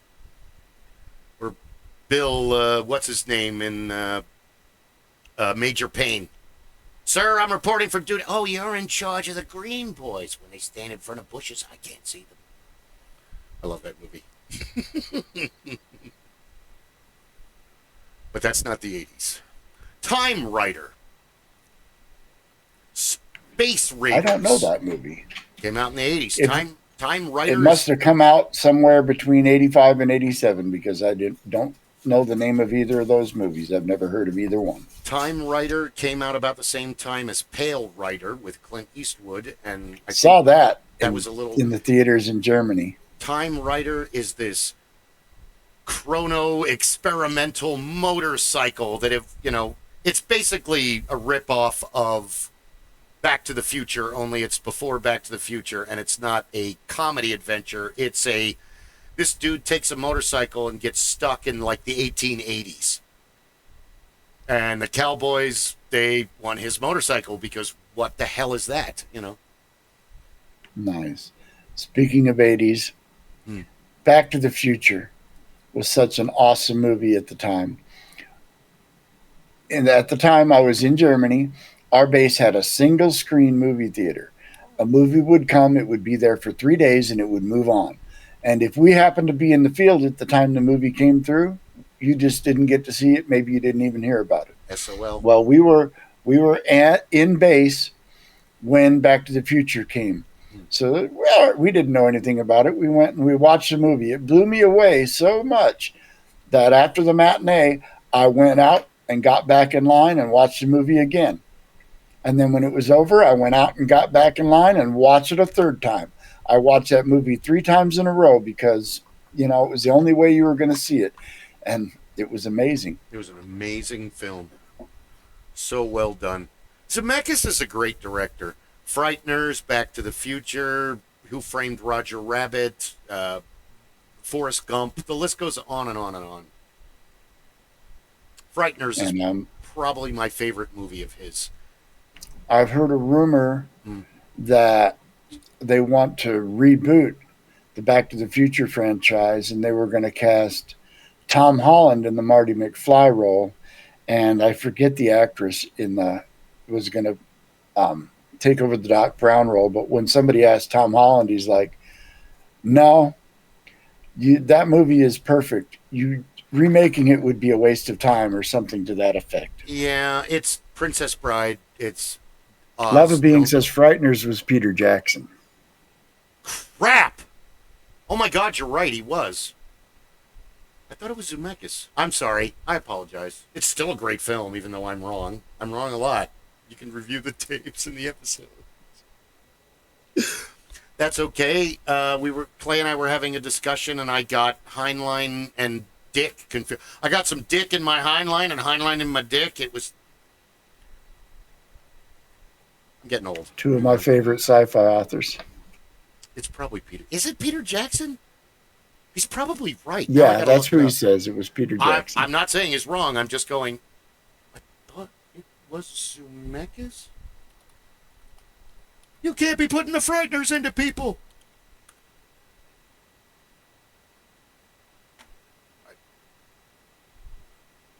Oh, you know what happens? You know what makes things better? Spelling. What? Spelling. Yeah. Education is important, folks, but tacos is importanter. Don't worry. I can teach you how to get out of any Spanish conversation. Simply look at the person speaking Spanish, smile, and happily say, "Rojo means red." They will laugh at you, smile, and go, "Don't worry, it's okay," and speak English around you from then on. Why can't I spell? You know what? There's an easier way to do this. Michael.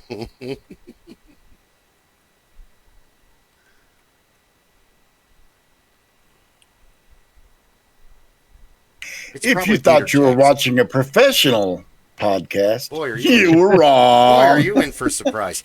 100% pure bar, folks. Like and subscribe. You won't be sorry. It's probably, I know he's right. But I gotta know now. I gotta look. You don't have to look. No, I gotta look. But yeah, Frighteners is I would say Frighteners is probably the best Michael J. Fox movie, too. And I've been watching him since Family Ties and Midnight Madness. Because he was on the... I liked him in the Teen Wolf movie that he did. Teen Wolf was good. That was a fun movie. Again, don't take it seriously. Just go with it. It's like Doc Hollywood. It's okay.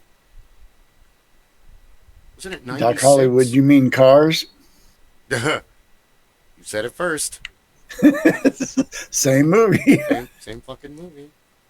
I thought The Frighteners was 96.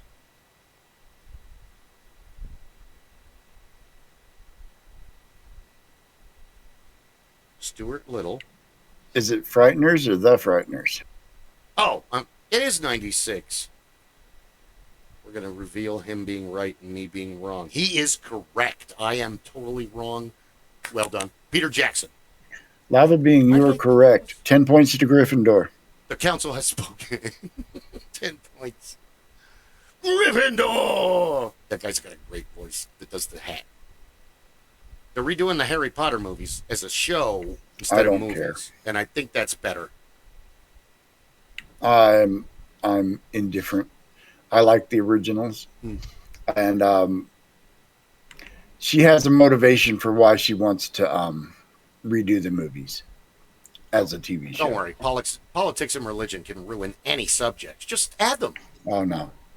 Just add a sprinkle. No, I'm just saying that, I don't have anything against the Harry Potter franchise. I'm one of those people that can separate the art from the artist. Yeah. But I've seen a Harry Potter story from the beginning to the end, and I enjoyed it. And while I enjoyed it, I was not enamored of it the way some people fell hard into Harry Potter. My mother-in-law is a huge Harry Potter fan. Yeah. My wife is a huge Harry Potter fan. I like Harry Potter, but I'm not the huge fan. And so I have no desire to watch the same story again, even though it'll probably be told better as a TV show because you can add a whole lot more exposition and you have the time to do it. So maybe someday I'll catch up to it. Just right now, I got other things I'm interested in. If you've already read the books and then you watch the movies, you know that the characters are a shadow of who they are in the book. And you don't have to tried reading the first book and I didn't get through it. From what I understand, though, is that they're written at an age level that follows the characters. And so the first book is very childish and they get more mature as they go along. You were told Maybe at some point I will read, because my mom gifted me a whole set of hardbacks before she passed away. I have all her Harry Potter books. That's awesome. I would say this. A friend from elementary school had a kid before I had my first kid. And you kind of learn a whole bunch of parenting through hanging out with your friend who has a kid because, well, the baby's not going anywhere, is it? So,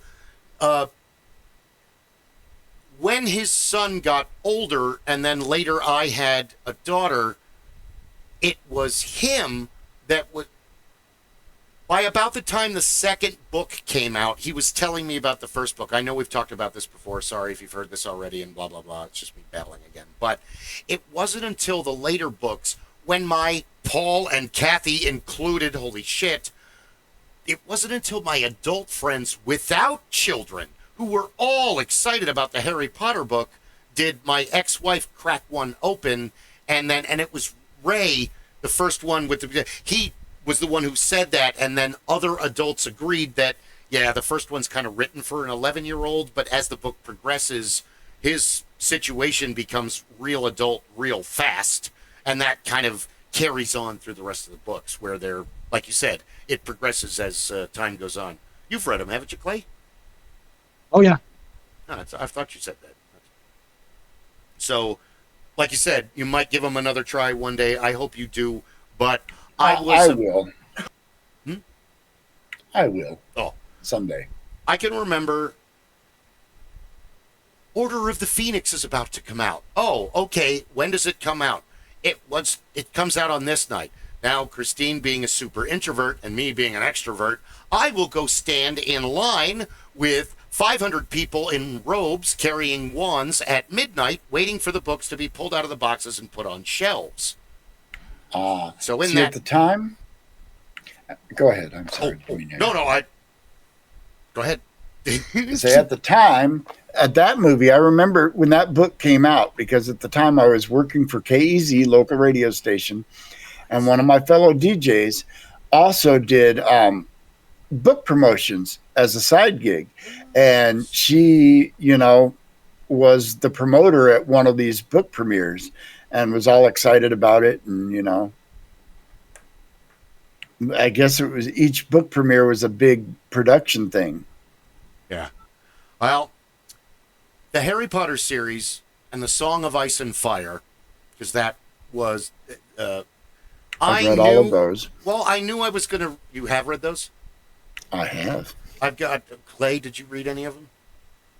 I have 2 and 3. I loaned 1 out, but it's gone. But those books are huge, and the Harry Potter books get progressively bigger as it goes. So I knew I was going to lose my wife she's going to be on the couch, but she's not on the couch. She's at Hogwarts right now, or in London, or wherever in the Forbidden Forest. And I would just, you're going to go to work, read the book, come home, read the book, go to bed, wake up, read the book, go to work. So here's the meals for the kids. I'll take care of everything. Then I came back into the living room at one point, and she had finished the book, and she was crying her eyes out on the couch. And I'm like, oh my God, what happened? No, it's nothing. She was crying over the death of Sirius Black. And then you get to that point, you read it, and you're like, oh, wow, okay, I can understand why you were crying. That was a really kind of emotionally jarring death. The movie doesn't... The same thing kind of happens in the movie, but they set it up different in the book, and it's way more dramatic because you're attached to this character. He's Harry's uncle. And they hang out a lot more in the book than they do in the movies. In the movie, he's just like, Harry! And then he hides for the Goblet of Fire, and then by the time the Order of the Phoenix comes around, I want you to move in with me. What? So it's... There's a lot more in the books. They have this whole dynamic relationship. There always is. Yeah. Yeah. Well, it's hard for Sirius because when he looks at Harry, he sees James. But when he looks at Harry's eyes, he sees Lily. So even he does it in the movie too. He's like, James. Oh, sorry, Harry. No, it's okay. Now Sirius was his mother's brother, right? No. Was he his actual uncle? No, he was a godparent of Sirius. Godparent, honorary uncle. Sirius and James are best friends because Sirius he's a Slytherin. He should be a Slytherin. He should be following in the footsteps, but he's not like Remus and what the hell's the name of his other brother? Sirius has 2 brothers. Remus is Remus Lupin. Sorry. Yes. He begins with an R. Fuck. It's been so long since I've read those books. Help us. Your wife probably knows. I don't know. She hasn't read the books. Okay. Rubius. No. Thank you. Sorry. It was RAB that was the initials that were carved in the amulet inside the locket. Yeah, the amulet. Amulet locket, the jewelry. That's where one of the Horcruxes of Voldemort's was, and he was running around. Voldemort is Thanos. I'm sorry. It's like you got such a great origin story, and then the rest of your whole really you're going to attack a school. Really? You're going to destroy the universe? Have you really thought this through? Obviously not. Okay. Some people are really, really angry. Yeah. Yeah. Voldemort is also your, hey, boys, don't become this guy like Thanos is. Do not become the uber nerd where you fixate on one aspect of your life and the rest of your life just is... Don't be the jock in the Letterman trophy in the local bar. We went to state! Tom, that was 30 years ago. Hank Hill. Hank, I'll tell you what. I'll tell you what. Rodimus Prime. No, I think it's Rubius, isn't it? I think one of you was right. Well, I'll look it up. It's an R, and I you're have right. Technology. R-A-B. Yeah, it's the RAB. Because they have to go through that whole thing. And book 1 is awesome. Book 2 is amazing. Book 3 is great. Book 4 is complicated and ends badly because Cedric dies. Book 5 is where the war is kind of already begun. Book 6 is kind of slow. Regulus. Regulus Black. We're both wrong, Lava Beam. I thought I couldn't remember what it was. I knew it was an R. I get points for that. 2 points for Hufflepuff. I don't know. I'm pretty brave. I run into fights and burning buildings. That would put me in Gryffindor, right? Or is that stupid? I don't know. I took the test back when, Facebook was putting up the which house are you in? I was Ravenclaw. I go 8.5 of the book Wheel of Time and realized not much happened and gave it up. Oh, my ex-wife said the same thing. Nothing ever happens. That's it's like Song Wagon of Fire Train. and Ice for me. 6 books in, and not a single plot line has been resolved, but 50 more have been opened, and 25 of those have been abandoned. It's almost like Martin got bored of like half the characters. He like pulled a Frank think Miller. he's just These like, guys suck. I'm killing them all. it's just, I'm going to start a franchise that I'm going to write on until I die and never finish it, and that'll be my legacy. And this will be the 3rd franchise he's done that with, because he was involved in Thieves' World back in the day. Oh, that's right. And then he was involved in Wild Cards as well. You remember Wild Cards? Yeah. I never. The Wild Card books would have made an amazing TV series. The premise of the Wild Cards is there's this race called the Takisians, and they're not human. And I forget for what reason they were pissed off at Earth and had decided So that, many reasons. I think I forget the premise behind, but they wanted to destroy all humans on Earth, so they dropped this virus that was deadly to Takisians, which are similar to humans. But when they dropped it on Earth, it only affected 10% of the population. Out of that 10% of the population, 9 out of those 10 just died from a horrible mutation that their body didn't survive. Out of the 10% of those that survived, 1 out of those 10 got superpowers and became superhuman. The other 9 out of those 10 became hideously deformed, and they were called jokers, whereas the superhumans were called aces. And yeah, it was a series of short stories, compilation written by a bunch of different authors, the same way Thieves' World was, but it was a superhero world. That sounds awesome. And it had a lot of really good authors, and there were 6 or 7 books of it. After that, he took over writing the stories himself, wrote a couple, and then kind of abandoned it. Well, he did Beauty and the Beast with Linda Hamilton and Ron Perlman in the 80s, which was a modern take on... Was he the writer on that show? Yeah, I didn't know that. George R.R. Martin. And that was cool because Ron Perlman, if Linda Hamilton was in trouble in the city, and she's like Lois Lane, she was in trouble every episode, and he would sense it. Vincent, he's lion guy down in the sewers, in the like the sewer urchin in the tick world, and he would jump on top of the subway and hold on to it and ride the subway to get to where she was, and then he would break through a window like Batman and cry, go in there and fuck shit up and rescue her, and then he would disappear. And that was most Yes, of in the mid-2000s, they did a reboot of that. Did they? And my wife was a big fan of the show, yes. Although she would have to tell you about it. It wasn't one that I was watching at the time. But yeah, they did a reboot. It didn't follow the original, but, it was about Beauty and the Beast. And the Beast's name was Vincent, so it was the same characters. Yeah, it's the same. Yeah, but I'm sure it's out there. I never watched the original. but I think I didn't watch the original because the night it was on was the night that some other show was on that somebody wanted to watch, and so I didn't get to watch it. I missed so many shows because I was at work. Do you remember this show? I was at work. What about X-Files? I was at work. Parker Lewis Can't Lose. I saw an episode. What about this show? 90210 or whatever the Melrose. I was at work. I never saw it. I'm sorry. And then later, I had a kid. I saw like 2 minutes of it, and then I had to go change a diaper, or fill a water bottle, or be a dad. Get your dad pants on. So, what's another good one that's obscure that nobody has heard from? Also, a lot of being mentioned. Night Flyers. Night Flyers. Why does that sound so familiar? I don't think it's one I've seen. Is that? I think it came out right before I came out of the Army. It's an 80's movie. Now, is that the Stephen King, the Night Flyer with the weird vampire thing, or is that more like Night Flyers is 87? Hold on, now I gotta go back into IMDb. Now it's a TV series. In 2018, it was a TV series. Oh, you're looking there already?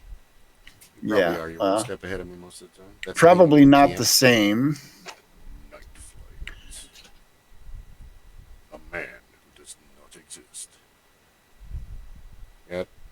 87. You're right. Short novella, and yeah, I see it. George R.R. Martin. He's right. Catherine Mary Stewart. Right. Yes. God, I loved her in Night of the Comet. She plays the older sister. And great in Last Starfighter.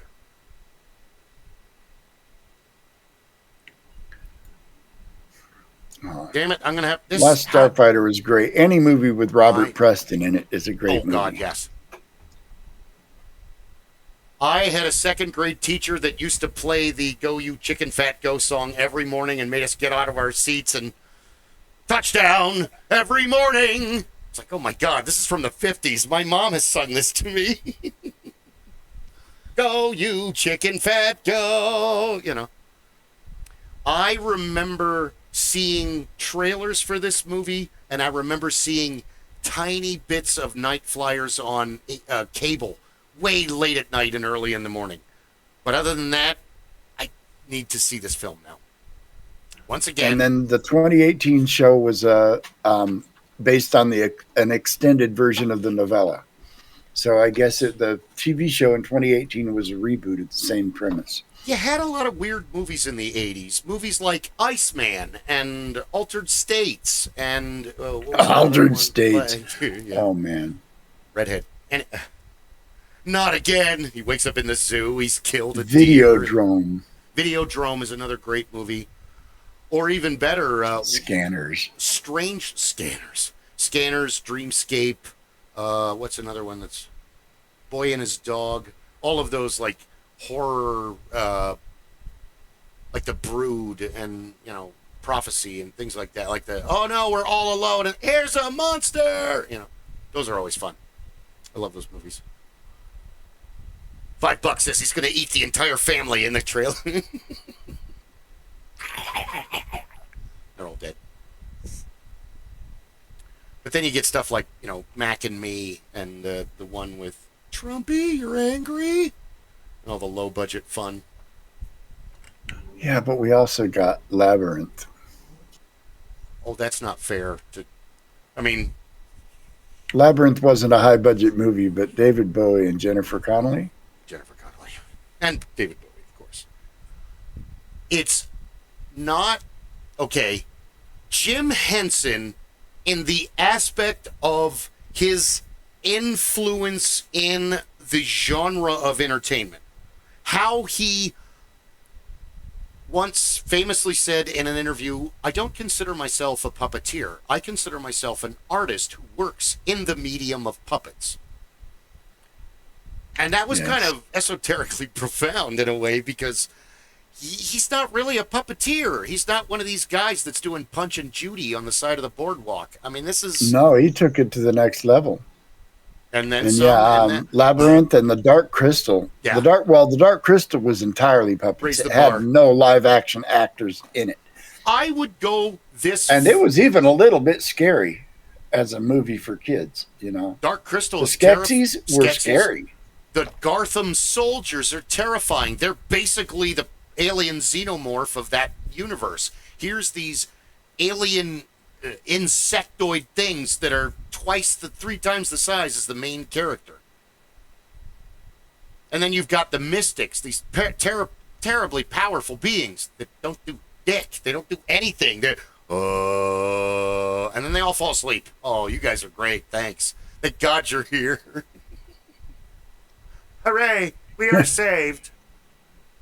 But his Sam and Friends and the one with Slim Pickens that my dad watched as a kid where the Froggy was the bad guy, and then like the New Zoo Review and Beanie and Cecil. I remember the New Zoo Review. You know what happened to that show? Actually, no. After the first season, there was a fire in the studio and the sets and costumes were all burnt up. Oh, no. And they couldn't afford to replace them, so the show was canceled. That sucked. I barely remember it because I was so little. There was an owl, I love a the New frog, Zoo and Review. a hippo, Yeah. and a man and a woman, and they sang and danced and solved each other's problems. Yes. And yeah, it only lasted one season because the fire destroyed all of the properties for the show. And they weren't willing to replace it. It wasn't in the budget to replace them. You've got the Sid and Marty Krofft, and you've got Before Sesame Street. You've got Mr. Rogers. So you've already got a medium of puppets, but like, Henson, like Lava Bean said, he's raised the bar. Here's a show for kids. Here's a show for the entire family with adult jokes hidden for the adults. Now, Muppet Show, yes. I'm going to make a movie about the show. Now, I'm going to make two more movies about two totally different universes that have nothing to do with show for kids, show for family adults. And he pulled it off. And then he answered that with Fraggle Rock. There aren't enough awards for him and Frank Oz.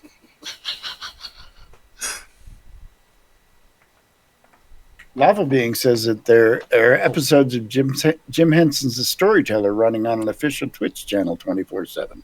I love that show. Can you post that in the chat so that I can get a hold of that and watch that? Because I've only seen pieces of it. I don't think he's. I have it set up so that viewers can't post links in my chat because we'll find it. That could end up being bad, but we'll look into it. That is on the list of I missed that. I was at work.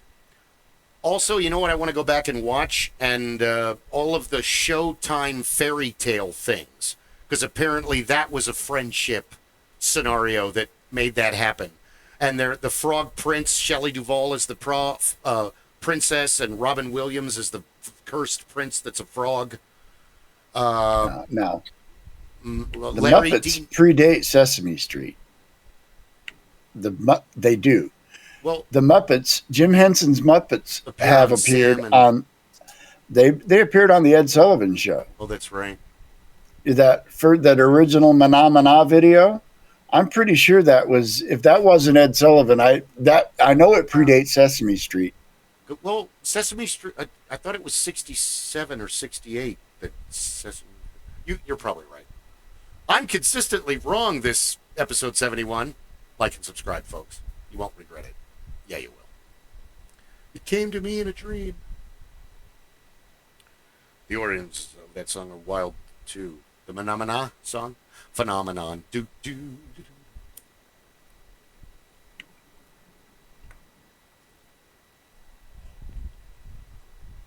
Yes, it was the original was Italian lounge music, Phenomena.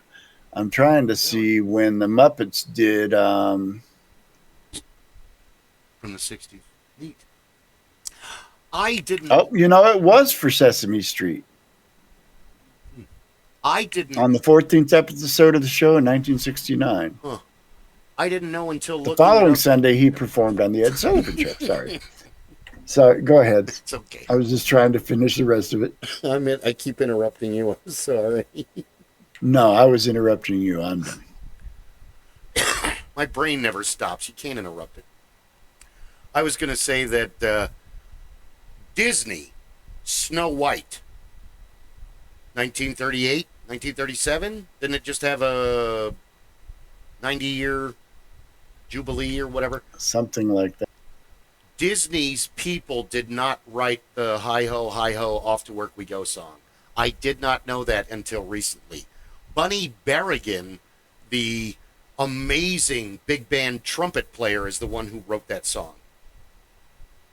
The guy was an amazing trumpet player and apparently an amazing alcoholic because he died of cirrhosis of the liver at 36. 36. I know I've talked about it before. I'm still like sad for his family and everyone around him, even though it happened decades before I was born. 36. But I bet those are 36 enjoyable years. You know, that's I heard a theory once about there's two extremes of life. On one extreme, you have Buddhist monks that live in the hills in Japan, and they only eat rice and fish, and they live to be 120, 130 years old, a very serene life full of contemplation, meditation, and tending gardens. On the other end, you have Sammy Davis Jr. Sammy Davis Jr. is smoking, drinking, smiling, singing, dancing, drumming, living the life. You never saw a picture of the man without a shit-eating grin on his face. Lost an Drop eye. dead at 60. 2 hip replacements. Yep. Drop dead at 60. Now, you can have 120 serene monk years, or you can live 60 Sammy years. Or somewhere in between. Somewhere in between. I do enjoy extremes, but in one extreme is total adrenaline, and the other extreme should be Buddhist monk, as you're putting it. You got to know both. We should live a dichotomous existence. Hard life. He did. Sammy was a terribly, terribly talented individual. He made it into the Rat Pack.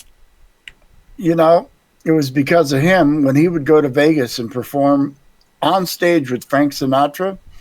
They would not even let him stay in the hotel he was performing in. Yeah. When Frank Sinatra found out, he went and said, if he doesn't stay at this hotel, I'll never play in your hotel again.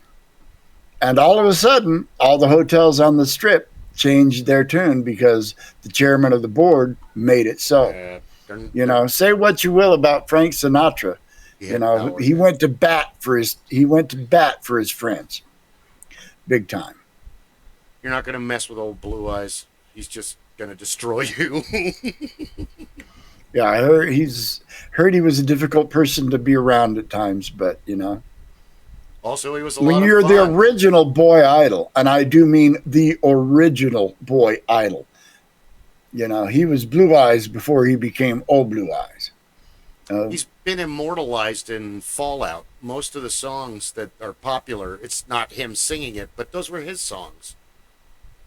Oh yeah, when you think standards, he's the guy that, you know, did most of those standards. And he's not my favorite Rat Packer. I actually like Dean Martin better and Sammy Davis Jr. I'm not a big fan. Yeah, I am not a big fan of Frank Sinatra's music. It's okay. It's just a little too sterile and, you know, doesn't quite have the swing to it that Dean Martin's did. Martin was a little edgier, yeah. I'll give you that. I think Sinatra played what he thought that everybody was going to like. Whereas Dean Martin played what he wanted to hear, and Davis played what he had to play, and, well, Don Rickles insulted everybody. Yeah, I heard from Dean Martin's daughter that when he was doing his TV show, that whole smoking and drinking, you know, half-drunk Playboy thing, that was all an act. Mm-hmm. He didn't smoke and he didn't drink, and that was usually apple juice in the cup because his daughter said, you know, he'd go to the studio during the day and record those shows, and he'd be home every evening and sit down to dinner with the family. He was a family guy. Yeah, that was an act, and I don't think he even really smoked, but he did it as part of the Now, part of the act. yeah, you you know? watch enough people smoke, you know how it looks, and you don't have to inhale it. I mean, you're still in danger, but you know, Well, nobody Dean knew was the great. danger back then, but Was it the Matt yeah. Helm movies and I was going to say, we were talking about James Bond last week, and I was going to seg into the Matt Helm movies and didn't quite get there. But they were awesome. yeah, They were the perfect send up of James Bond. They really were. In like Flint and all the the Super Sleuth, that was popular the whole time. Because Flint Cold War was kind of, our man Flint reminded me more of Doc Savage. He yeah. was one of the Renaissance Ubermensch kind of good at everything guys. That's the The goal. Doc Savage movie with Ron Ely. That's that's the other thing that not to be the out comes the old man soapbox. One of the things that the younger generations don't get is that being a Renaissance man was kind of a big deal in the 80s. Being jack of all trades, master of none, but master of one. You had to know a little bit of plumbing and carpentry and cement and masonry and things like that because most of the time you couldn't afford to fix it. You had to do it yourself. So you asked your neighbor, you asked your friends, you asked your coworkers, and eventually you found somebody that could do it, and they taught you, and now you know how to do it.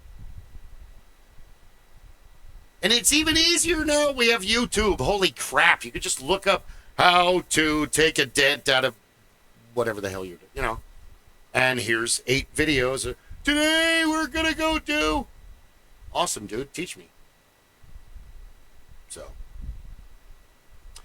What was the movie called? Damn it. It's a high school movie. Michael J. Fox plays a younger brother.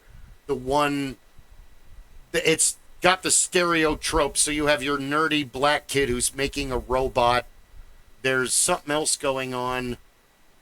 Oh, God, what the hell? It was really terrible. It was a terrible movie in the 80s, and they used to have it on cable all the time, like on Spotlight or Showtime.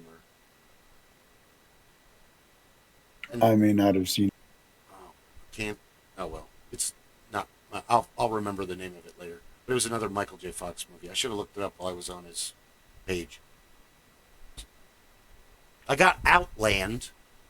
Sean Connery plays a cop on IO. I got to watch that again because I saw like 5 minutes of it on cable once. And I was like, oh, I got to see the rest of this. And then 40 years. I saw that one in the theaters. Do tell. Yes. Space drugs. It was mostly a cop movie. It took place on a satellite. So it wasn't out on a ship, but it was near future. I don't remember much about it because it was a long time ago. There's a lot of good sci-fi out of the 80s. Like you said, Star Trek II, Wrath of Khan, Back to the Future, Star Wars.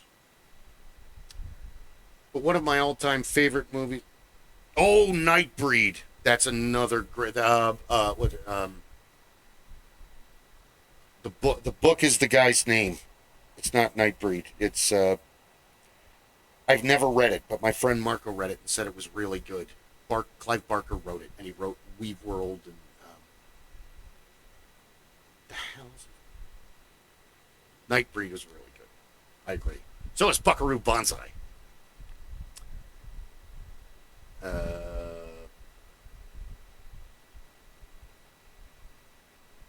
But Enemy Mine is Louis Gossett Jr. and Dennis Quaid, and such a good film. I know zombies. Saw that in the theaters as well. Zombies get 4 or 5.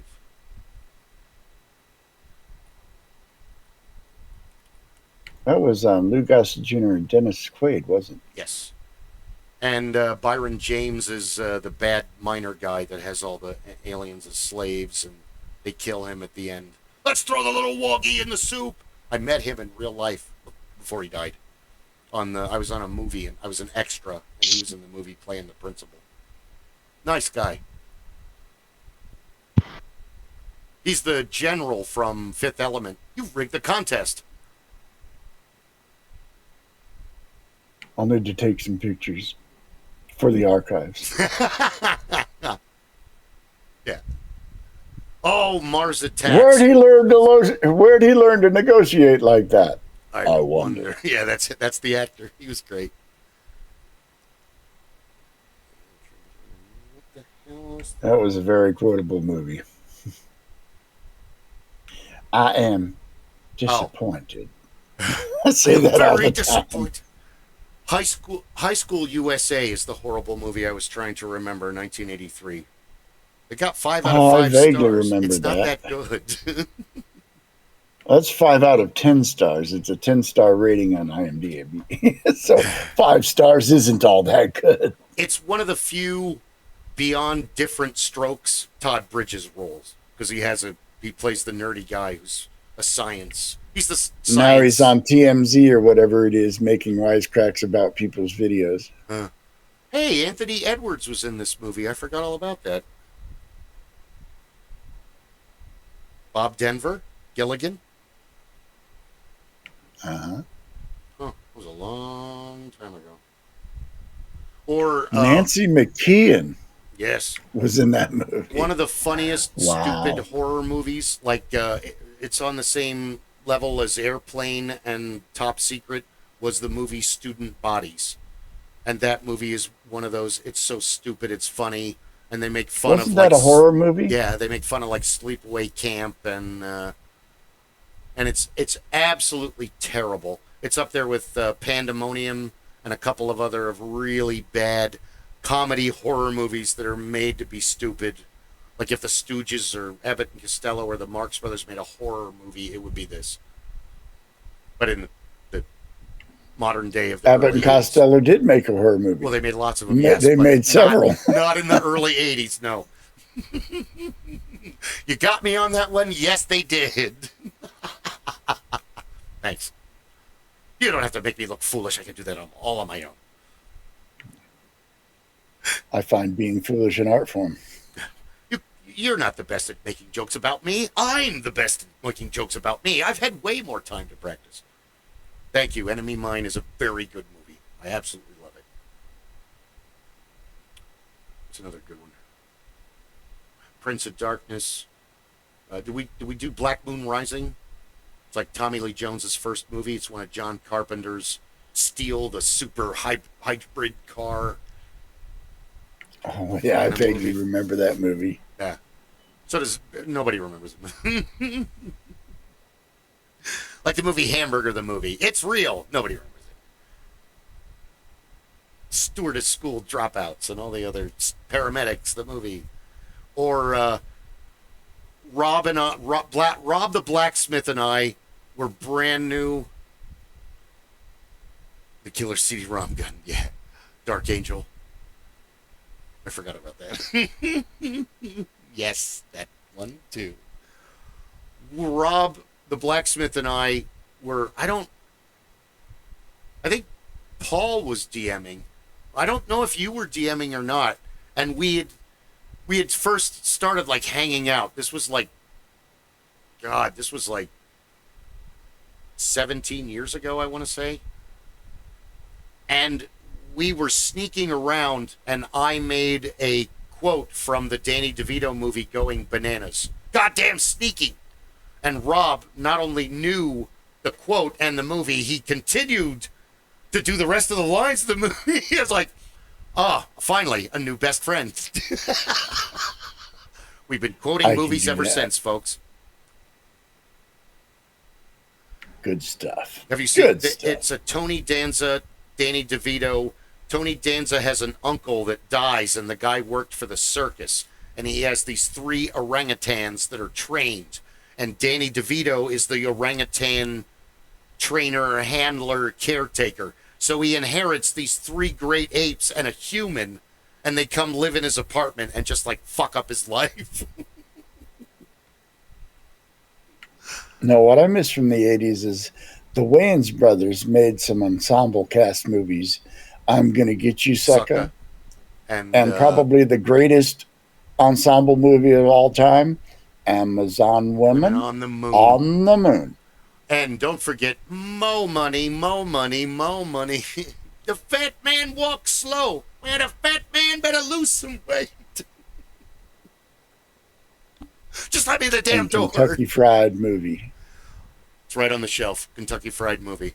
I'm not wearing any pants. The best is the whole scene with Arsenio Hall, where the apartment basically kills him. And then he falls out the window at the end and dies. Oh, sorry, I have a dark sense of humor. That movie's hilarious. See, I like bonkers movies like that. Yeah. And They're movies silly. that aren't afraid to, make fun of themselves. That's what made the first two airplane movies work. The best of the second airplane movie, when the second in command is talking to William Shatner's character. Well, if that's all you've got to report to me, then I'll go and be in the tower. We have no tower, sir. No tower? No. We don't have a tower? No tower, sir. And then Shatner flips the fuck out. Why the hell are I notified about these things? How long have you been there? You didn't notice? And the guy's just like, and the second best part of that movie is every single time the guys on the space station walk through a door, they go, shh, and someone else goes, shh, and then the door opens and they stop and they go, shh, again, and the door closes every single time as a goof on Star Trek, and it's just fucking hysterical. To watch them walk up all serious and at the very moment of the door go, shh. And that opens the door.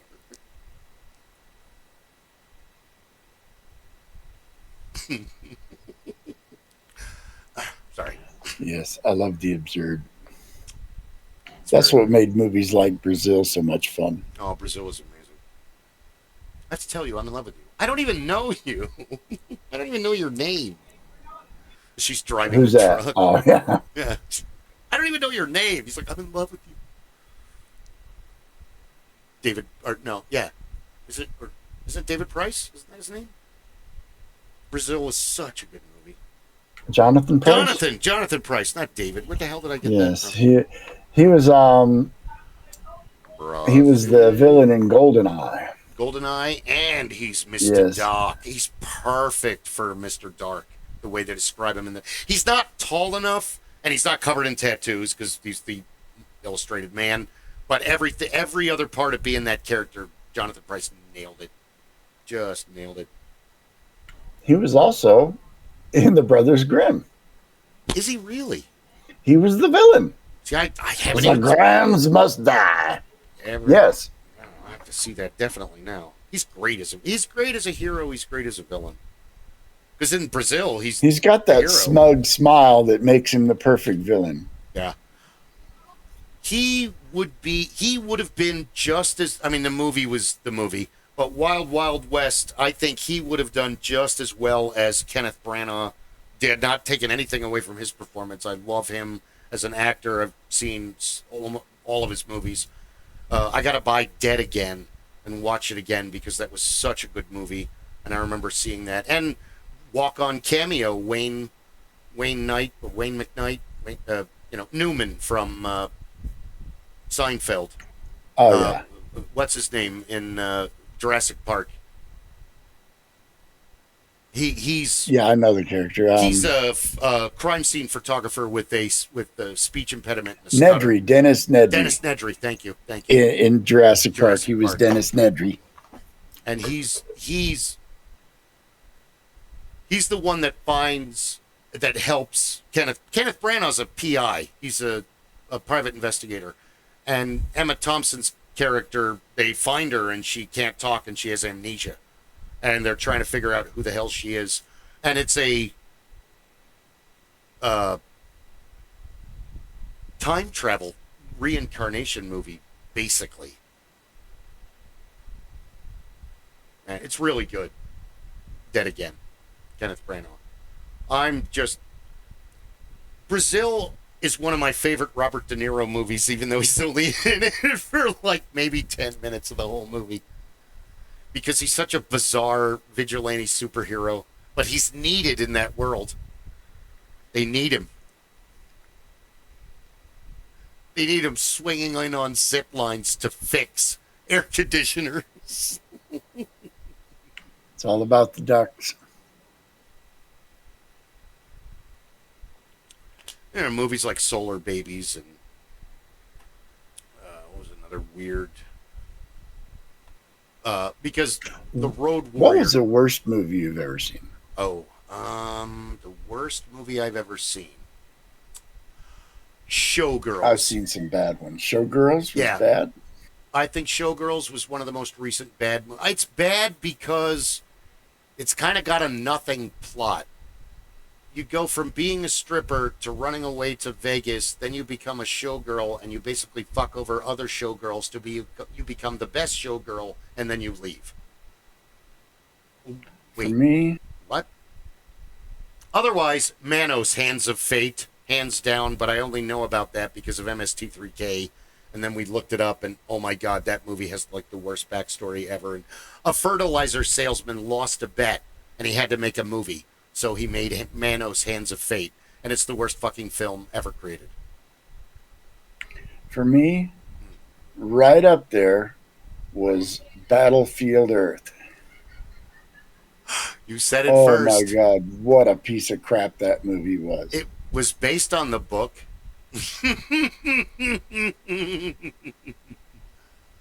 Clay, are you still with us? Are you going to chime in on worst movie ever? Oh god, it came right up. Well, Now, I had another minutes. one that was on my mind for a second there, and then it escaped me as a truly bad movie. It's sad that Barry Pepper was in that movie because he's such a great actor, and Battlefield Earth was just so terrible. He was great in Knockdown Boys. I loved him in Save It Private Ryan. But yeah, Battlefield Earth was an absolutely horrible movie. It was, John Travolta's love fest for L. Ron Hubbard. They don't even look like Cyclos. They look like Rob Zombie's mutated planet. The shortest Cyclo is 10 feet tall. Yes. Another movie that I thought was particularly bad was Alone in the Dark with Christian Slater. It was a horror movie based on a video game from the mid 2000s. And it was, it had Tara Reid in it as a scientist. I love Tara Reid, but not as a scientist. Really, yes. The movie was so bad that about halfway through it, my wife and I had rented it. About halfway through it, the disc started messing up, so we stopped and just returned the movie. We didn't even ask for an exchange or refund or another copy because we didn't care to see the end. Put it on the. Wow. Not nearly as bad, but extremely dry and boring was the Superman movie with Brandon Routh in it. Yeah. That movie made no sense. The best part about that movie was Gene Hackman. And no, Gene Hackman wasn't in it, but Kevin Spacey was playing Gene Hackman in it. Parker Posey was in that. I remember that. Yes. That part I liked. But, basically, he was made a whole island out of kryptonite. And Superman flew an island of kryptonite into space. Come on. He has X-ray vision, and how is he not going to see that coming? I don't know. The movie was just, it wasn't bad, but we fell asleep halfway through that movie and returned it too and didn't care to see the end of it. Man. See, I fell asleep watching The Brothers Grimm twice, but that was because of exhaustion, not because the movie was boring, because I was super tired. No, the movie wasn't bad. No, it just wasn't great. I usually enjoy good, bad movies. I mean, hell, I could watch Flash Gordon right now from the 80s if we put that on. Gordon's alive! That's one of the greatest movies ever made. It's terrible, but I'm gonna watch it again and again and again. Queen soundtrack. How can you lose? He'll save every one of us. Can't lose with Freddy. He's the best. That's why Highlander is even better. Because even though it's sword fighting and rock and roll, it's Queen. I will be loved.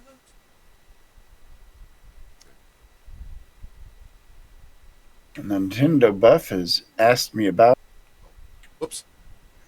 some stuff here. Bill Murray. Groundhog Day. Yes, Um, a movie with water in it. Waterworld. Love Waterworld. Oh, Waterworld. That was a local theme park here in Arizona, and that was their commercial on the radio. No? Okay. I'm looking at all of his. Scrolling back through stuff. Water. Well, I would say, what about Bob? But that's just one part. I'm a sailor on a boat sailing. Meet the first meatballs. Doesn't he teach the kid to Yes. sail? Yeah, Meatballs had some water in it. Life Aquatic. Oh, you're totally right. That is a Oh, weird. I have good not movie. seen that movie. It's exactly. It was terrible. It's him chasing a shark that killed his friend for an hour and a half, and it's your classic Wes Anderson movie. Visually, it's very appealing because it's bizarre. Everything is set up. You've got all these talented actors, and the script kind of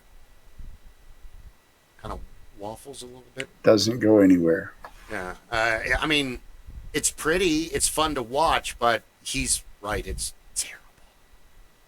It's and- not What About Bob. It's not Where the Buffalo Roam. It's not. This is going to be an Groundhog Day. unpopular opinion, but Please. how you feel about that movie?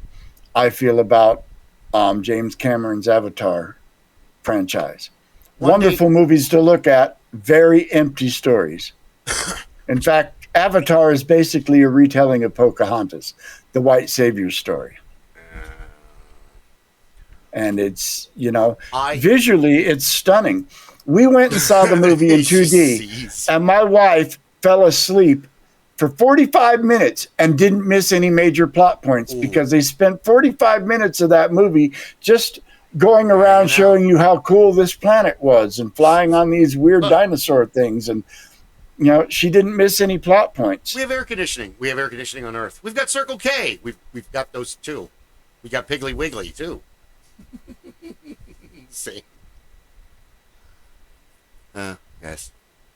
Well, And so I had no interest in the other ones. I've seen the end of the first Avatar movie 3 times. The end. I have seen the last part of it when they pull the dude and the aliens are all pissed off and they kill the other guy in the mech or what. I don't even know what's going on. I just know one dude is dead, and the other dude, they're like, because he's not what he thought. I don't even understand what's going on. I guess Stephen Lang's character comes back for the second movie. I thought he died in the first one, but evidently he don't didn't. even know who the fuck that is.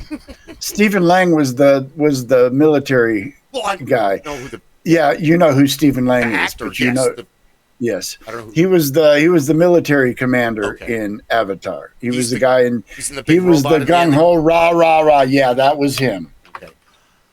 Your best, military Stargate, the movie, I watched multiple times with Kurt Russell and James Spader. James Spader. I was going to say Raymond Reddington, but yeah, James Spader. And Yes, we all it's know. a great show.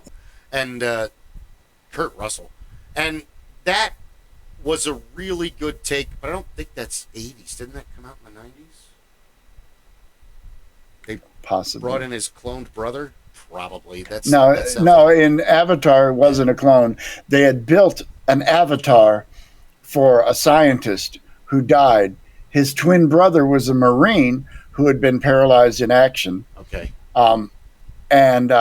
So they brought in the paralyzed Marine because he was a twin brother and his DNA matched up to the avatar. And they didn't have time to develop a whole new avatar for another scientist. So he was brought in. And of course, because he wasn't a scientist, he was a Marine. He ended up leading a rebellion. Oh my God! It's basically the Pocahontas story. Mixed You with know, here's the poor natives, and they need a white man to come save them. mixed with Evangelion. Okay, we've got this giant robot, and it can only be drawn by the. Here, we have to stick this up your ass so you can pilot the robot. What? I fell asleep about a third of the way into Evangelion. 30 minutes into all of the alien creatures being introduced part of the movie, which took way too long. I fell asleep and missed most of it. That. Yeah. I love anime.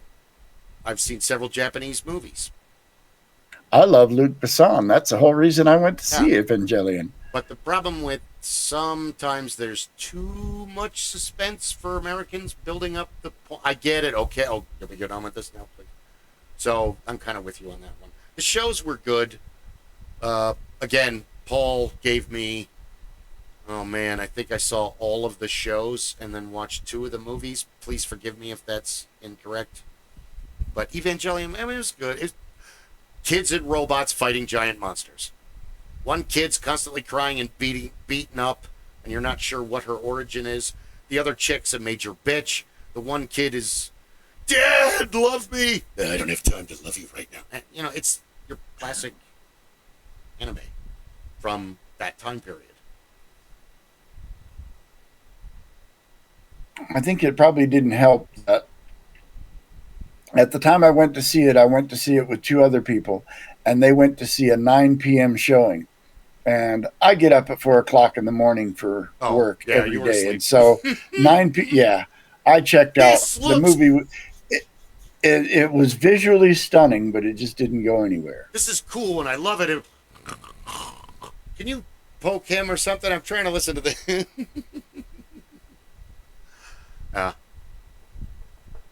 oh man. But I was hoping for, something along the lines of The Fifth Element, and it just wasn't there. I think what didn't work for that movie for me, and maybe it fit the character, maybe it fit the media that came before, but the character looked like he was 13 years old, and I couldn't buy that as an action hero. He kind of is. But it didn't work for me. Animes, take it or leave it. You either like it or you don't. And anime seems to follow the same theory as Americans. Okay, this animation sucks, but the acting and the writing and the story is great. Hey, you're right. This acting and story is terrible, but the animation is amazing and the cinematography is great and the director really knows what. Yeah, those are your 2. And every once in a while, the stars align, and you get a Ghibli film. There is, Spirited Away, and then there's Project A-ko. Spirited Away was an amazing movie. Yes, it was. That's not my favorite Ghibli, but it's right up there. Yeah, but you don't have. I actually like Kiki's Delivery Service. Oh, that's so cute. But and also you don't have to have it doesn't all have to be Princess Mononoke. You can have My Neighbors the Yamamotos, which is basically kind of like The Simpsons, only it's way simpler. It's just a normal, your average family from Japan and what their life is like. And then when the Americans dubbed it, Jim Belushi plays the dad, and what's her name plays the grandmother, we all love her. She's Dot in the Animaniacs. She's the old lady in Futurama and in The Simpsons. Agnes, that means Lamb of God. You know my name, Marge. She plays Skinner's mother. What's her name? Tress McNeil. That's her name. She's amazing. So she's the grandmother. So you don't have to have, 10-star anime to have a great plot. Look at Dr. Katz. The animation sucked, but all of his patients were stand-up comedians.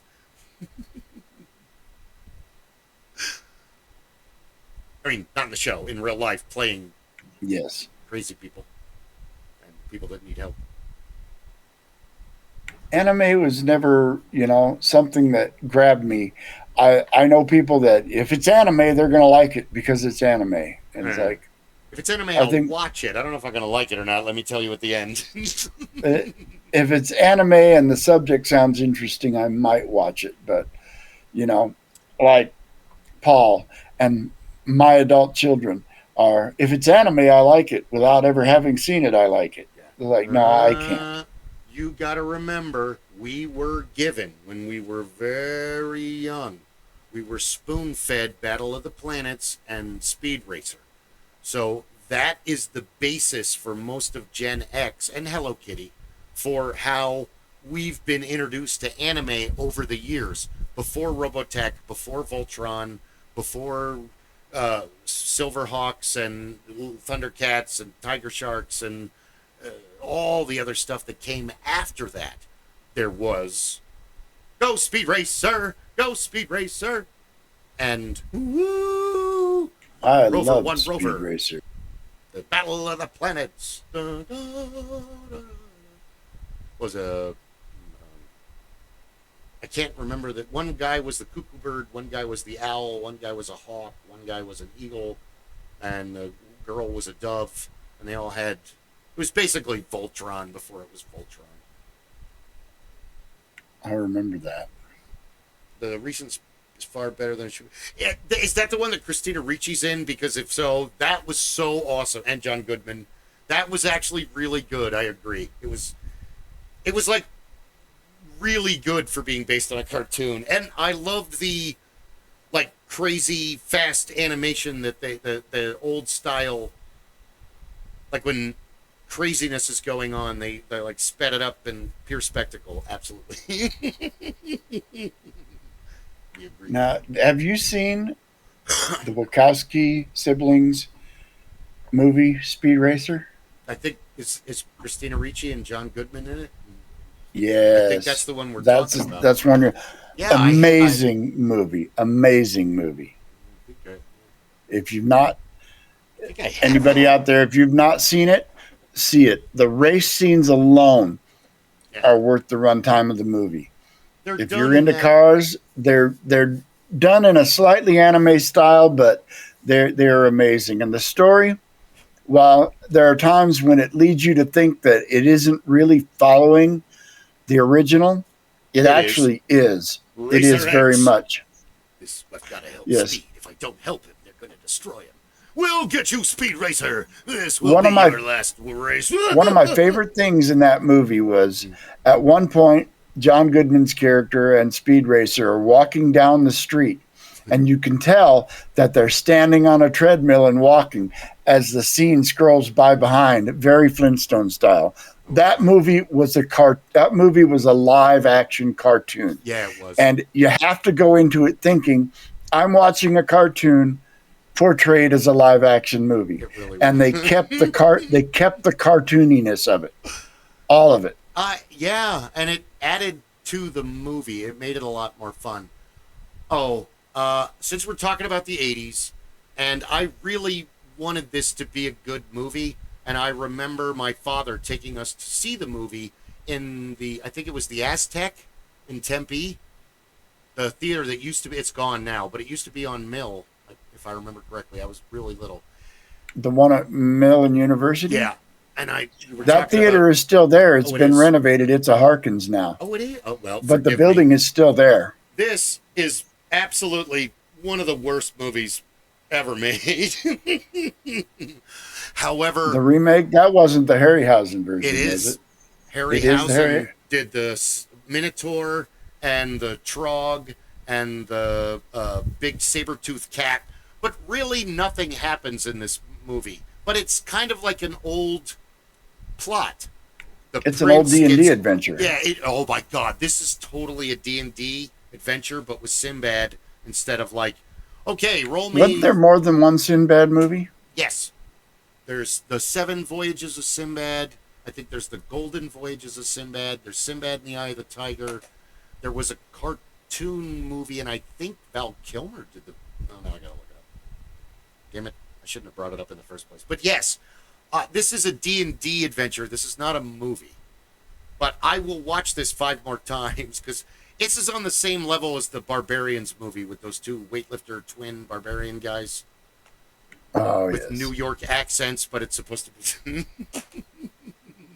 No, I love Harryhausen's claymation, Stop his, animation. his stop motion. Yeah, Clash Clash of of the the Titans Titans. is my mother-in-law's favorite movie. Just such an amazing film. You were talking about your kids reenacting anime movies. Clash of the Titans is my sister's. In my mind's eyes, I see 3 circles, round of gold. When she's giving him the. What you see is the clawed hand of Calibos, the ring he wears. Yeah, we watched that movie so many times and saw it in the theater. We went and saw it at the drive-in. The Big Sky. Nice. That's the one in Glendale, right? Isn't that still open? No, that was the one. Big Sky was the one McKellips? behind the Kmart at Indian School and 43rd Avenue. That's a totally different side of town.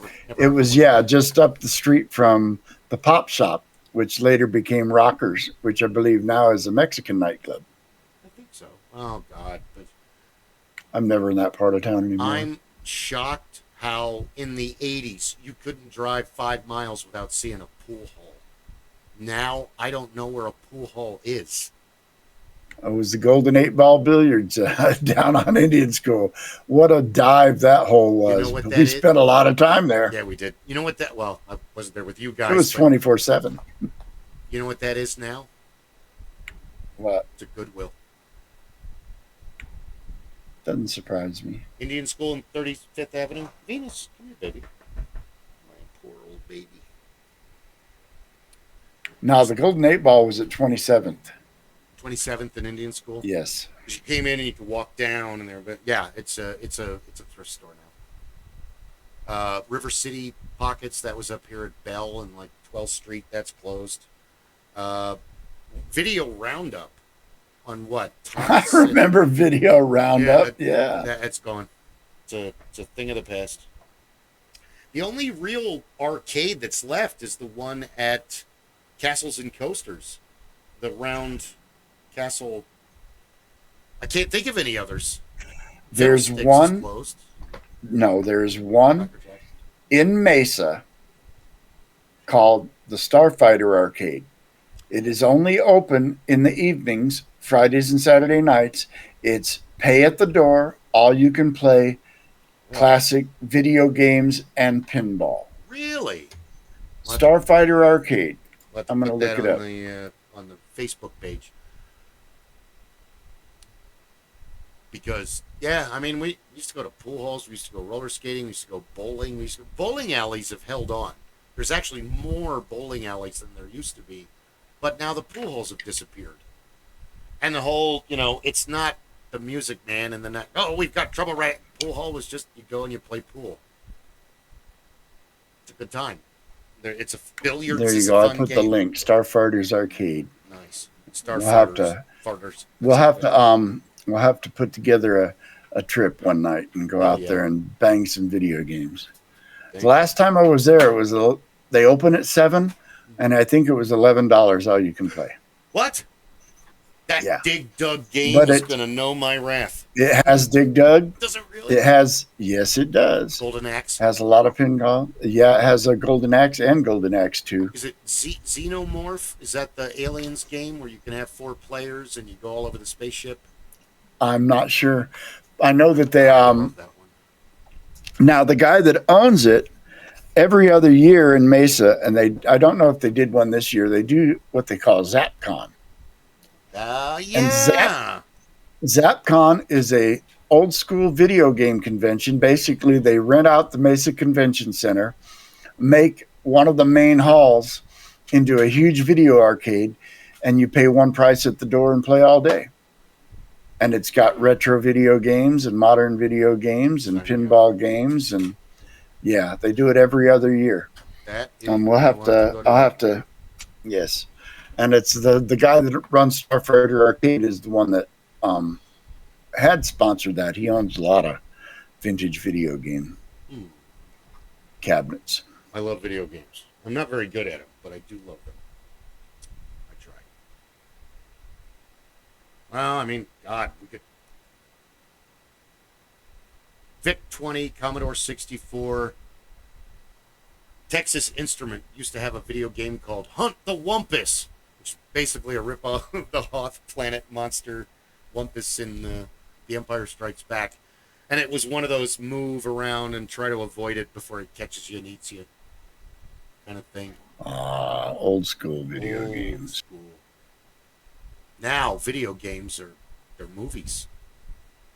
It was around 98, 97, 99 when actors started being voices in video games. And I'm glad in the last 27, 28 years that has really taken off. Because that's kind of where they belong. That's their inevitable place eventually, you know. A lot of being saying that the Galloping Ghost outside Chicago is the largest in the world and is open year round. I was in Chicago last August. Had I known about that, I would have dragged my wife out to it. Hell yeah. Oh, she wouldn't have to drag her. She probably would have went willingly. No. It would have been fun. Come on. Where are we going? I want to go. Here. Oh. Lead on. What's another good?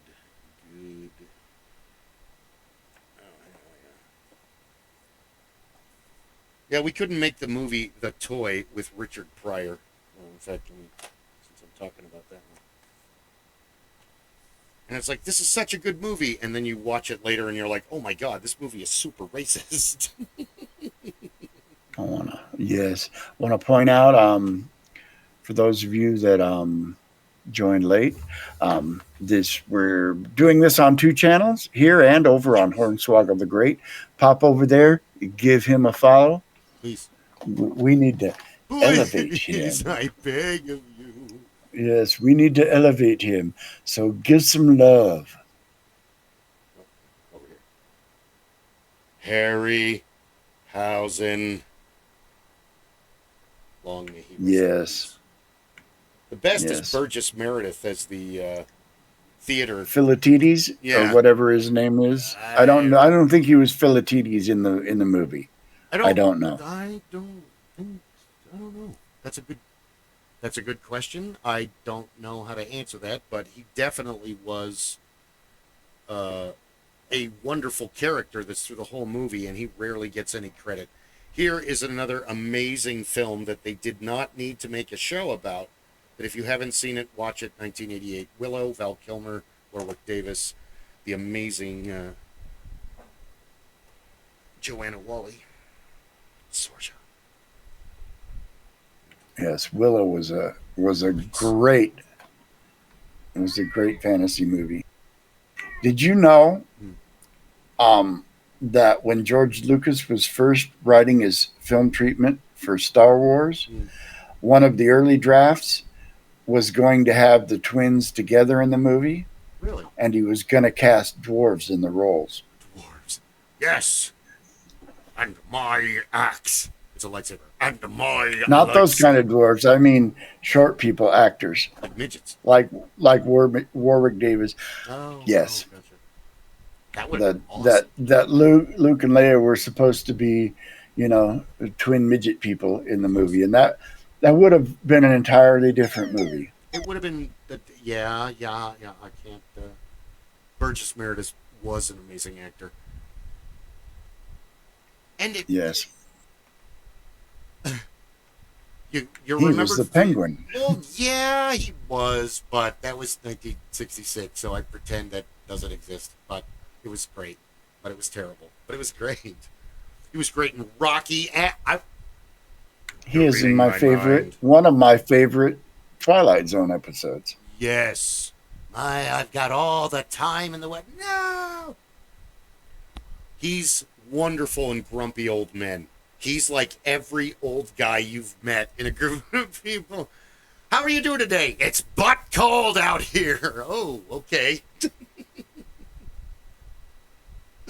Because in every group of old dudes you meet, there's always one like super old guy, and you're like, whoa, how are you? Ah, get the hell away from me. Oh, okay.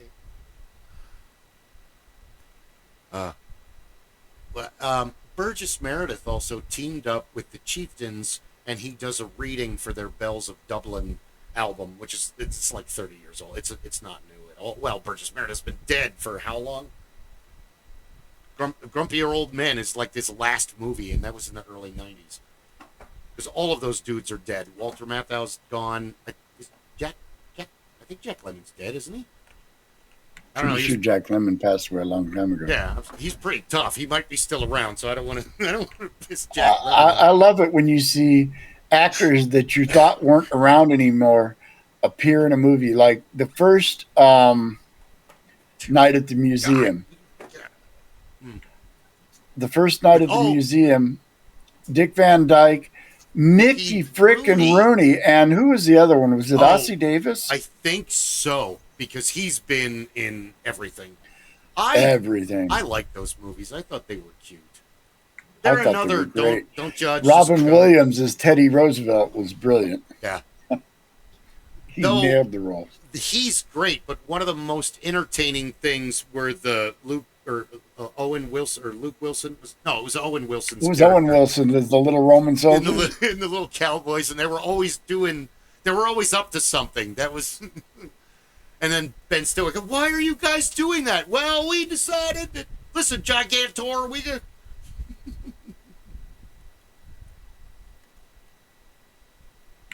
Yeah. Another great Ossie Davis movie is Bubba Hotep. Every Sam Raimi movie is good. One of the finest portrayals of John F. Kennedy ever in a movie. Because if you remember the movie, his character... Bill Cobbs? I don't think it's Ozzy. He looks like him, though. Okay. I was going to say, he's passed away, too. Yeah, when Mickey Rooney appeared in that movie, I thought he had already passed away. I thought Babe 2 was his last movie. I was as shocked as you were. Holy crap, he's still alive? How you doing? Whoa. I'm surprised that Dick Van Dyke is still kicking. Huh. Or Eastwood.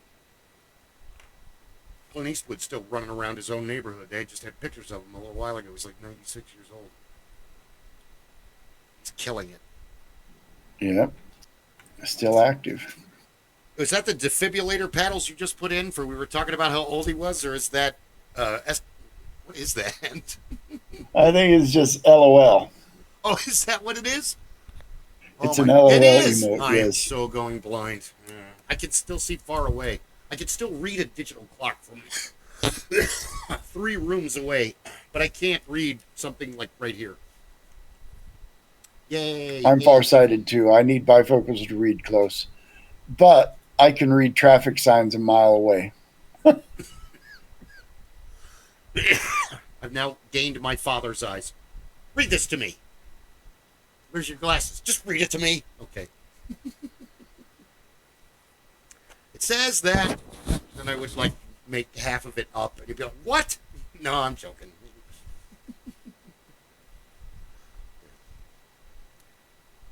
What's another really cute? I was thinking.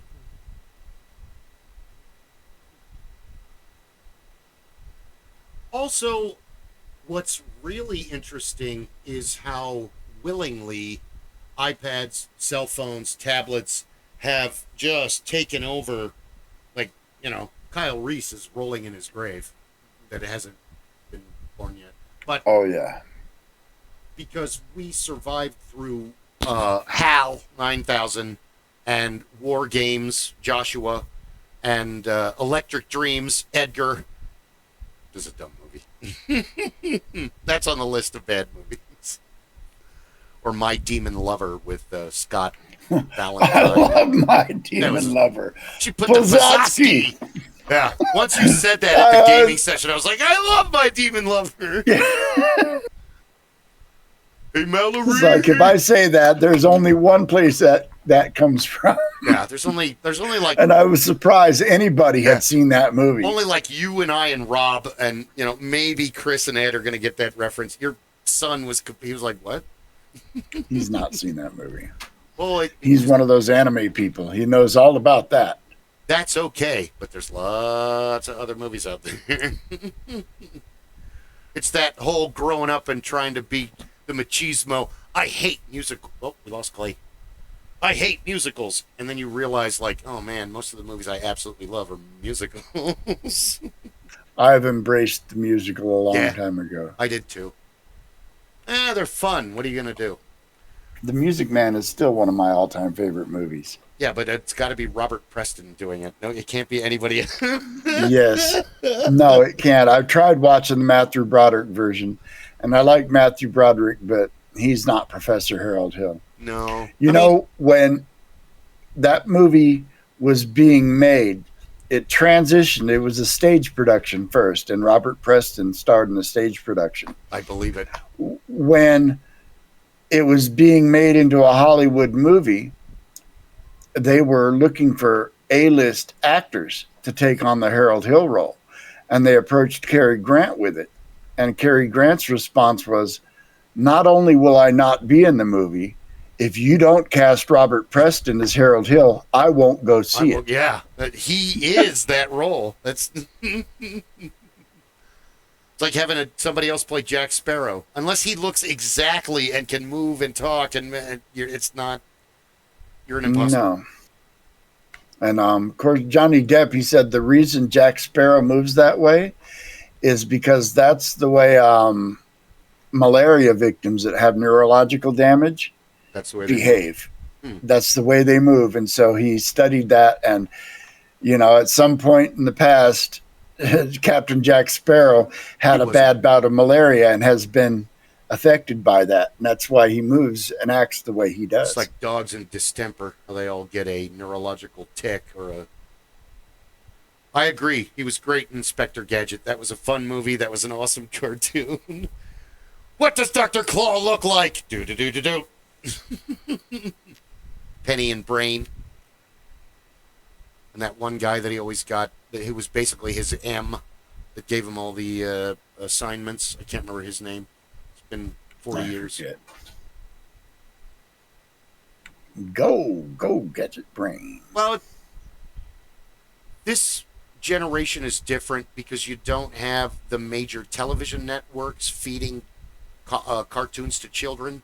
So they're not like inundated with G.I. Joe. They're not running home to see Voltron at 3:30 and the school gets out at 3 and I'm not going to make it and I've got to go 2 miles to get home. And luckily I've got my bike. So, I mean, it's a different kind of world now. They don't have Transformers and you don't have like Galaxy Rangers. I think is a very Ferris Bueller's Never Day got Off to was see great. it. People tell me about Galaxy Rangers, but it was one of those happened while I was in the Army thing. I've never seen an episode. It was a heavily influenced anime, and it was basically like if you saw the other side of the world from Cowboy Bebop. So where Cowboy Bebop, you're dealing with bounty hunters, but they have kind of like this cowboy theme. Galaxy Rangers, you're dealing with the Rangers of the galaxy. So it's kind of like Texas Rangers in space. And each one of them has a superpower. But it was like one of the few comics that, or few cartoons that they straight up killed people. Because the one guy who's, oh God, how do you describe Goose? He's based on Clint Eastwood, like 100%. The way he's Dirty Harry. He's basically bleach blonde Dirty Harry, and his power is he can turn his body into any, like if it's a water planet, he can adjust himself so he has gills and fins and flippers and stuff. He's adaptable. He's adaptable to every single climate for every single planet. So you can't like kill him with nature. You have to shoot him with bullets when he's a person. The following the trope, beautiful redhead with psionic abilities, telepathy, telekinesis, cryonics. That's never been done before. No, neither has the black guy with the super technology with little programs that talk to him and go into stuff, and they're basically like R2-D2. Mr. Terrific. Oh God, yeah, he is Mr. Oh my God, I never saw it. Probably because I didn't read a lot of DC when I was 12. I didn't really either. I only know from Marvel. because Mr. Terrific is in the most recent Superman movie. And even Batman said at some things he's smarter than me. because I don't have the time to research fucking everything. I have the Well, yeah, advanced general Batman knowledge. is, yeah. Bruce Wayne is a master detective, and he's a master martial artist, and he's a very rich dude. But Lucius Fox builds all his doodads. 3 superheroes. It was on a documentary I was watching because I watch a lot of geeks and nerds that do comic book. I watch all the stuff. I support it. I subscribe. We're a community. I mean, not to get weird, but we were having this discussion. But that, you know, YouTube is like Amway and Avon for, like, you know, you can make money at it, but really you're trying to help everybody and get, you know, it's one of these. So there was a cartoon, or I mean, a documentary on the comic books, excuse me, not a cartoon. And they were saying that there are only like 3 of the superheroes in the DC universe that can perform, like remove a bullet, like do open heart surgery and stop like a heart attack. It's Batman, Mr. Terrific, and I think the Atom is the 3rd one. Please, if you guys remember. He's a scientist. So he's I was never a big DC fan, so I don't know the lore the way I know the Marvel lore. Yeah, but I mean, if you got shot and you just happened to be standing in Gotham and Mr. Terrific came to visit Batman, wouldn't you feel safe having those 2 guys remove the bullet, even if it was in your head or your chest? Yes. I would. I'd be like, well, okay. Do your stuff. And of course, in later iterations of Batman, it would have been Alfred removing the bullet because apparently he's a combat surgeon, among other things. No, I never had those cartoons again. No, you're exactly right, too. He's a combat surgeon, and, well, who do you think takes the bullets out of Batman when he's unconscious? Alfred has to clean everything up. That's why I like the version of Alfred from the TV show Gotham. He was played by Sean Pertwee, who is the son of John Pertwee. Doctor Who. Doctor, and there's a picture of Sean dressed up as his father, as Doctor Who, and he looks just like him. Doctor Who number 3. He was the more badass physical fighting Doctor He Who. He was also the outlandish, foppish, crazy outfit first Doctor for Who. the first time, and then you get Scarf with number 4, Tom Baker, and then it gets fuzzy for me. I think Peter Davison followed Tom Baker. Is the next after one, that, yes. Sorry.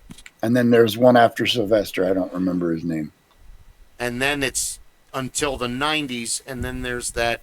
It's either a mini series or one long episode, and he actually looks more like he has like the Hobbit wig on as Doctor Who, and he's got more of like a late 18th century. Almost like I've not Groucho seen any Marx of those. Yes, it was only on like once, and then they never played it again. And then of course the reboots. I wish Chris Eccleston had stayed longer as Doctor Who because I really liked his version. I did. I like David Tennant. Totally. I really didn't like Matt Smith. There was something. I didn't. There's like a certain level of disrespect for the role that I just didn't like. Yeah, he had nothing. He had no clue. He had never watched Doctor Who. He didn't know anything about it when he took the role. I like. And then they replaced him with Peter Capaldi. Peter Capaldi. Excuse me. He did a really good job. I thought some of those episodes got a little bit over the top silly, but they were good. They were good. I think they were trying to, like, you know, a lot of times when bring it's back gone the 14 seasons and they're just tired of writing it. Yeah, they just make it goofy, and they don't want to do it anymore. But I won't watch the one with the woman Doctor Who because you've now destroyed a crucial part. It's one thing if he's male and he's going to reconstruct himself as a male every time. Once he can reconstruct himself as a female, now you're left with the question of, well, how do you follow their bloodline on their planet if they can spontaneously be male or female? How do surnames work? Well, I don't know how that works, but he's the only one left. But I don't delve too deeply. And, you know, I stopped watching during the Matt Smith and never really picked it back up. But I don't have a problem with who they cast as Doctor Who. There were only supposed to be 13, and somehow they've reconfigured that and broke the canon. And so that's, kind of fell off of it. I agree 100% because now it's just, plots out the window, anything goes. Oh, man. Yeah, and then they bring back one of the old doctors because he was popular. It's become more fan service than it ever was. That's when you weaken a lot of stuff. But, time travel. What's that? It's a convoluted plot device, Ren. What? A time machine?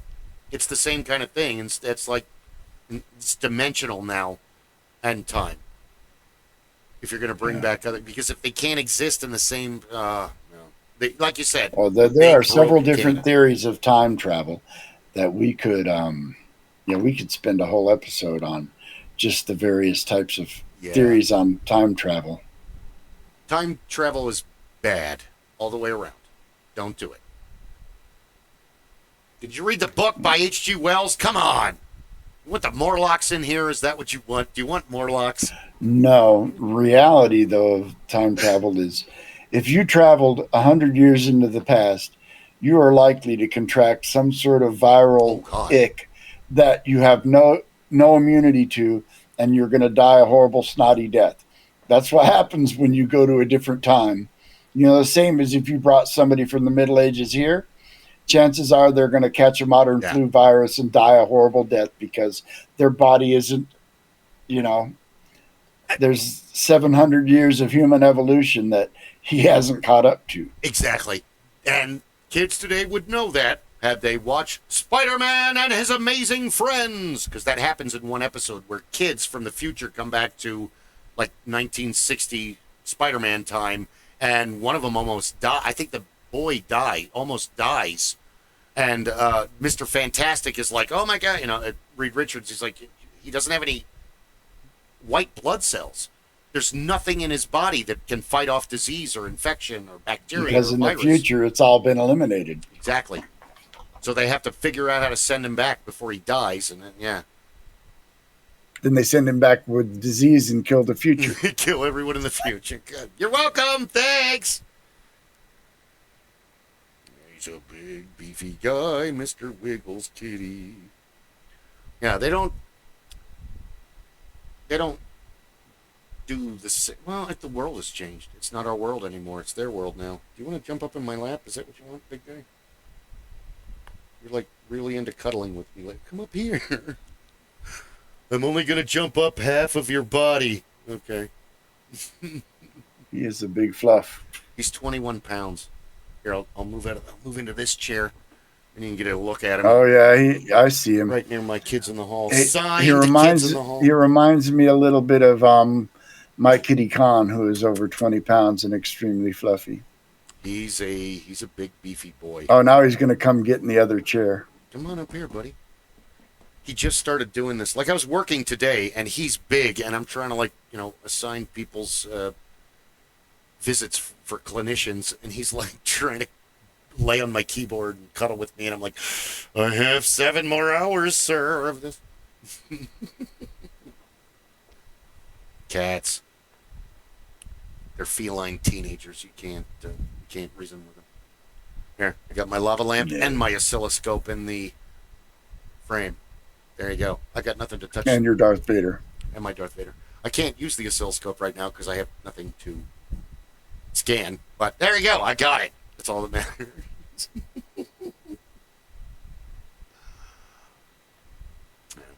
And Darth Vader. So yes, there is a 30-year gap. We've got to educate the youth because they don't know. Just like, your father would come into the room watching cable and go, that movie from that guy. And now you got to go to the warehouse and then later Blockbuster or Video Update or one of the other rental stores and go, whoa, Beth, that was the movie Dad was talking about. We should rent it. It's probably going to be terrible. Oh, it's going to be awful. We should get it because Beth was always down for a good, terrible movie. She's my sister. If you have me sit down to watch a terrible movie, you have to understand that if you tell me ahead of time that it's a terrible movie, there will be commentary. Yes, there will. Well, the problem is that Beth became, she hasn't done it in 100 years. She was into Rocky Horror Picture Show, like playing Janet on Mill, Rocky Horror Picture Show, where I never saw it in the theater, and then I rented it thinking, what is this all about? And then I watched it, and I'm like, this is absolutely terrible. I can't believe people like this. And then it was explained to me, because ignorance is bliss until knowledge becomes depression. No, moron, the movie's terrible. It's an... You say the stuff, experience. and the toilet paper, Yeah, and Yeah, you got to go have the experience, because you're right. The movie was not very well made, the movie's terrible, but it was an awesome but movie. the- Did you know they made a sequel to it? Yes, shock Treatment. It's not a direct sequel. It's Shock Treatment. I have not seen And, it. yeah. I was close. I knew I've that much. I've seen parts of it. It is worse than the original. It's worse than Rocky Horror. At least in Rocky Horror, the music was good. Yes, and the songs are fun. Shock Treatment Let's is do not so the much. time. Oh, they didn't hit the one. It's just a one-hit wonder. Riff Raff is a very the intruder is entering the building, master. But really, You know, oh, go ahead. that's the guy that played Riff Raff was the guy that wrote the Wrote it movie all. and the play. Yes. He wrote it all. He Yeah, wrote so it he all. was the creator. For Disney, he is the dad of Ferb on Phineas and Ferb. He's the dad in the show. So Not surprised. my kids are watching the show, and Christine she's like, that's Riff Raff, that's Richard, I can't remember his last name. And I'm like, oh my God, really?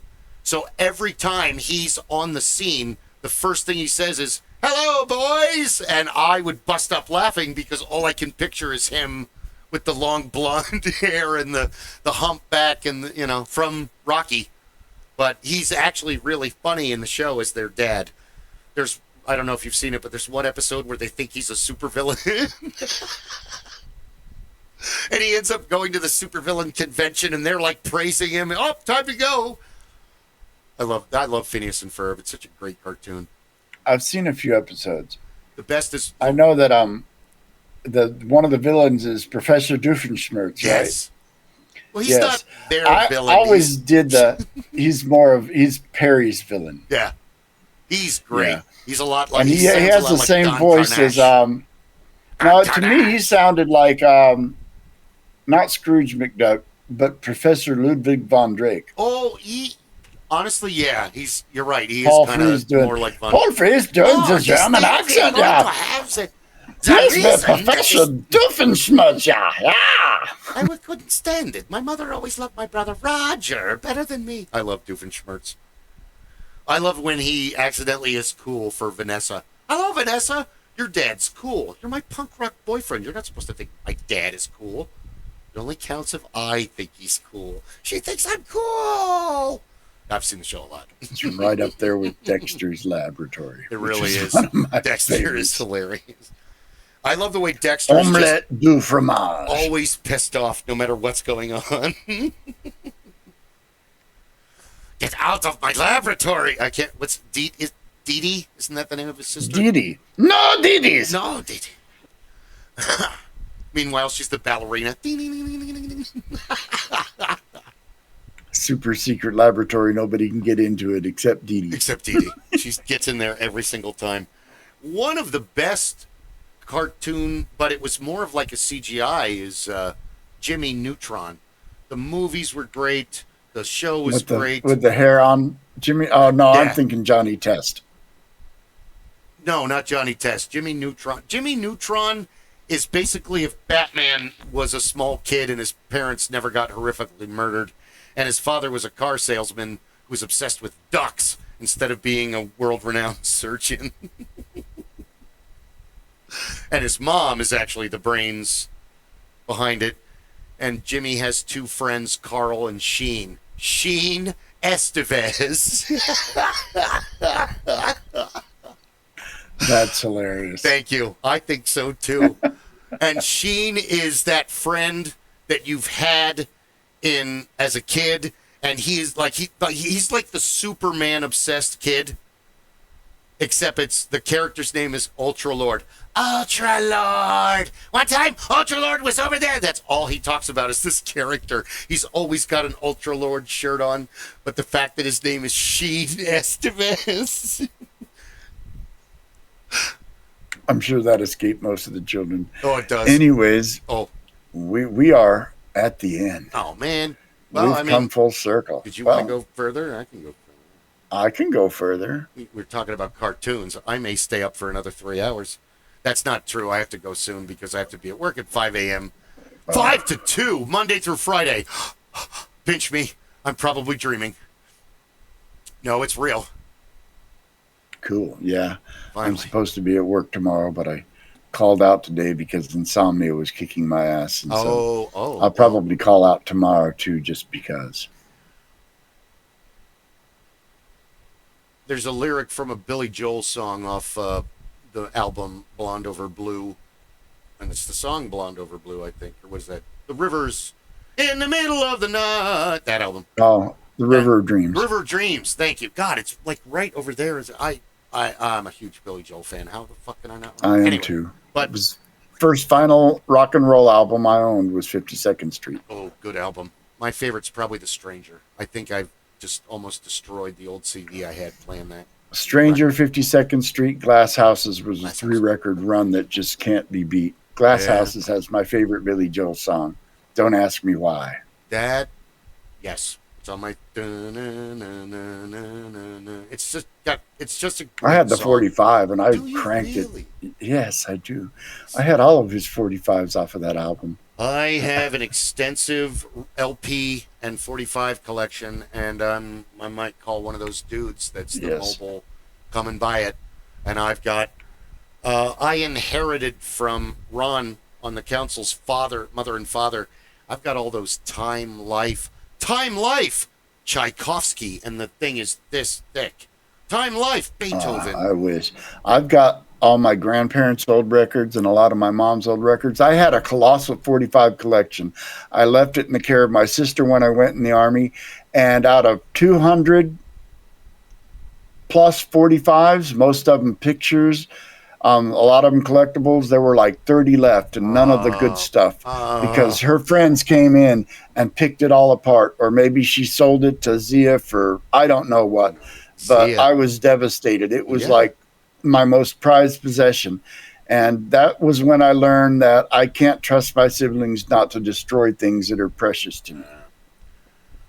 One of the albums that's over there is signed by the entire band, and it's Huey Lewis and the News Sports. Nice. The outside of the album is signed, and by their comedian, Dr. Gonzo, who used to warm up their show, every show.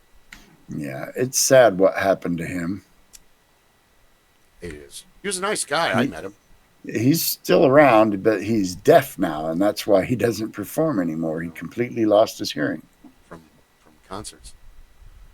But yeah, I mean, I don't really have a record player in the setup anymore, and you know, it's not like it. My record player is all packed away, and all my records.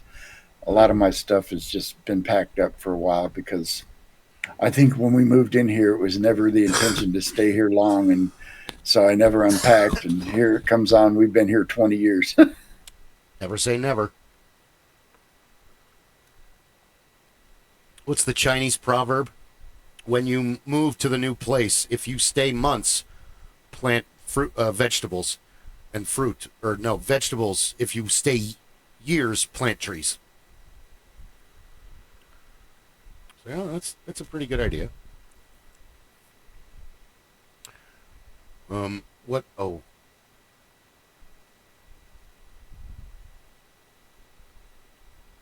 It's a shame that The Last Starfighter didn't make any more movies, but it was kind of over.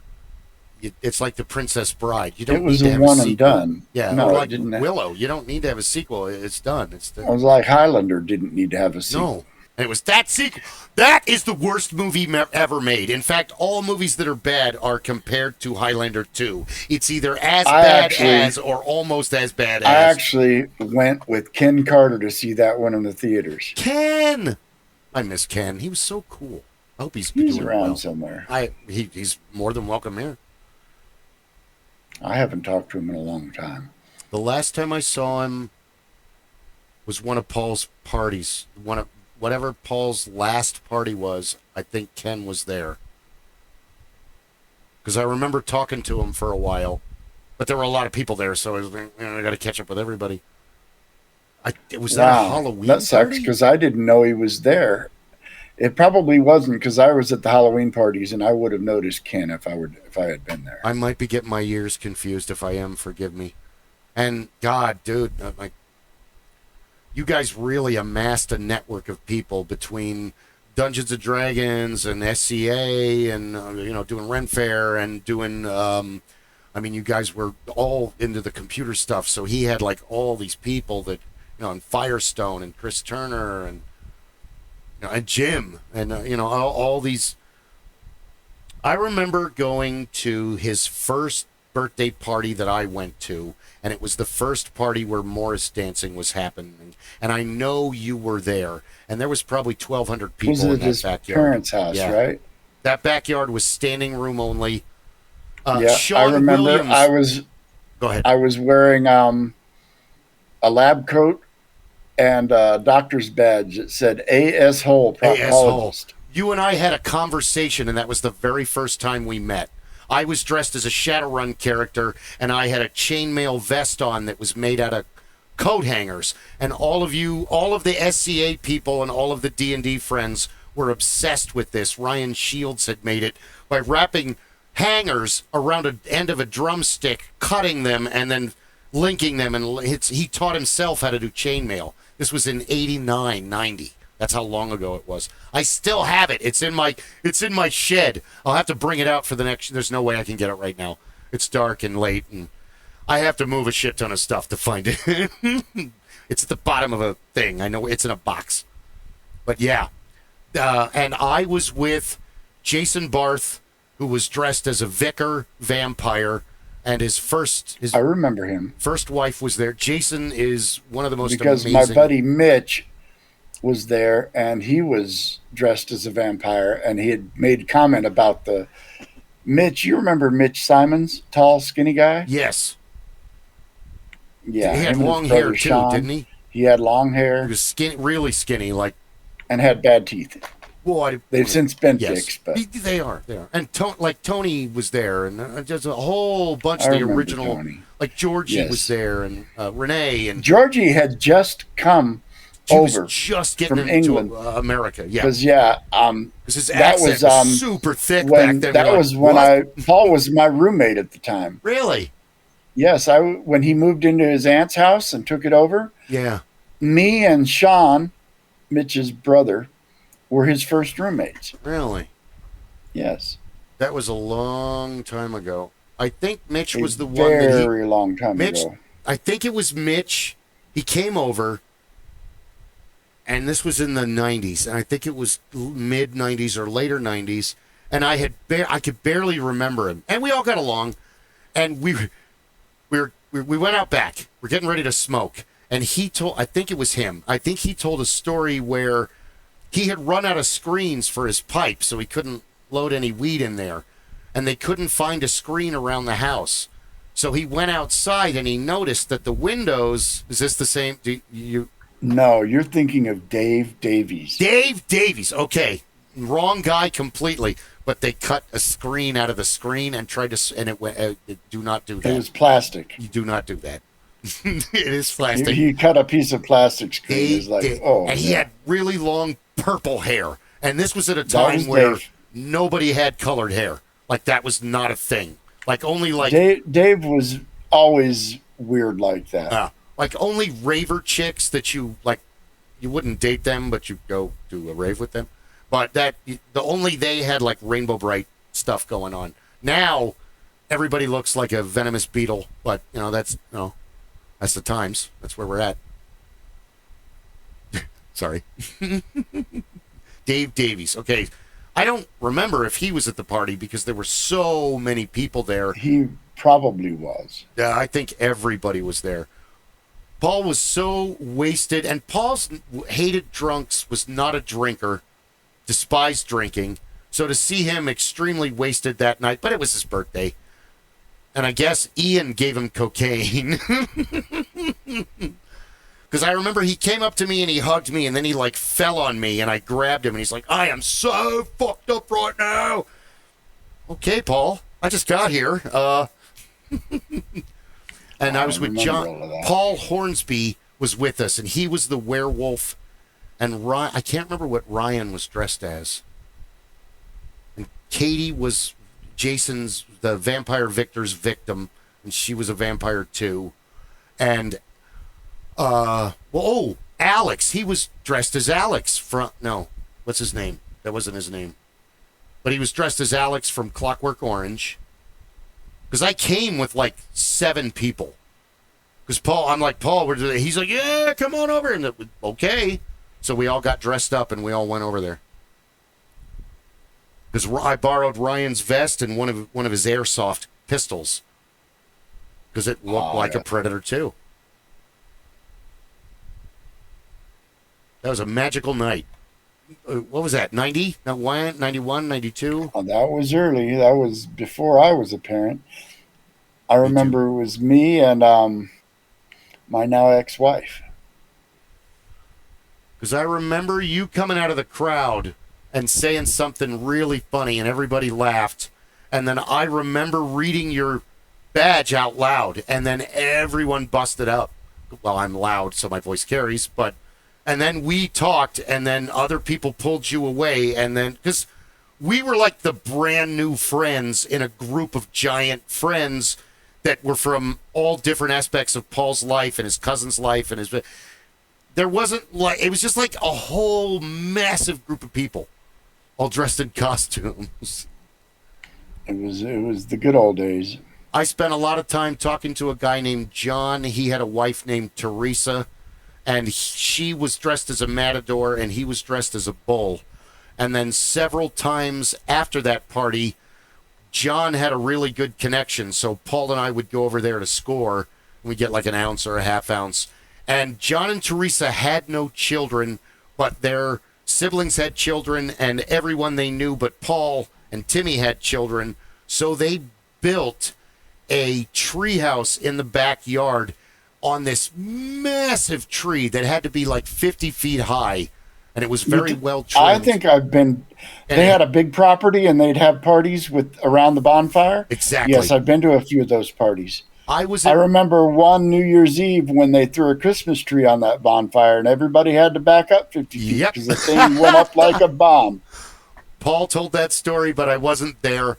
I thought it was cool because they had a ramp up this tree, and it was like what you see. You could go up in the tree and hang out. And there were couches and tables and drinks, and it was like walking up like World of Warcraft when you're in the Night Elf area, how they're the platforms to go up the trees, and there's like a house at the top. That's what it was like. Only it was in stages as we went over there, and I guess they broke up in like they broke up before Paul moved into 15th Avenue in Bethany. That's how long ago all of that was. Because that was where I was roommates with Paul. Was 15th and Bethany, just around the corner from his parents' house. Yep. So it was a long time ago. But that was, sorry guys, here's a bunch of people that you don't know about that had really cool, interesting lives.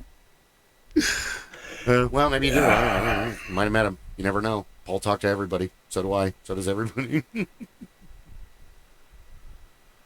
We lost Clay. Rob couldn't make it. This was a good show. Thank you for joining me. Thank you guys for. We never even gotten to the days of the year. Did you know that today is National Milk Day and National Rocky Road Day, National Love Your Dentist Day? What was the last one? It was weird. I don't know. I don't know either. Who cares? We're done. Anyways, this has been the Supreme Council of the Master Geeks Lodge. I am Jingo the Fool. Catch me over on my Twitch channel here, The Ship of Fools. Saturday nights, you can catch me here and on the Real Women of Gaming channel, running Deadlands, Hell Hath No Fury, RPG action. Every Tuesday night, you'll find me here with this guy running my mouth with whoever else we can pull in. And Bill, stage is yours. Thank you very much. You could have watched anybody, but you decided to watch us, and that means the absolute world to us. YouTube and Rumble, all that liking and clicking and subscribing. Yeah, you hear it 100 million times, but it doesn't really ever mean anything. Nice to meet you, too, as well. Thank you for joining us. It doesn't really mean anything until you're actually doing it. And then you're like, oh, my God, like and subscribe. So I understand now. The same thing with the hashtags, #. I didn't get it. Now I do it. Oh, my God, now I get it. I get it now. I'm teachable. I can be taught. Thank you for tuning in. Thank you very much. We appreciate it. And from all of us to all of you, have a wonderful night. I don't think I have any. You did the plugs. And stay nerdy. Stay nerdy. Stay geeky. Body and Soul Candle. It's June now, but Christmas is right around the corner, and Lauren's candles make the excellent, most wonderful gift ever. Thank you very much. You guys have a great night. Thank you, sir. Always an honor and a pleasure. Thank you, sir. Always. Good night, Twitch. Good night, Twitch. Good night, Twitch. Wherever you are. We are. All right.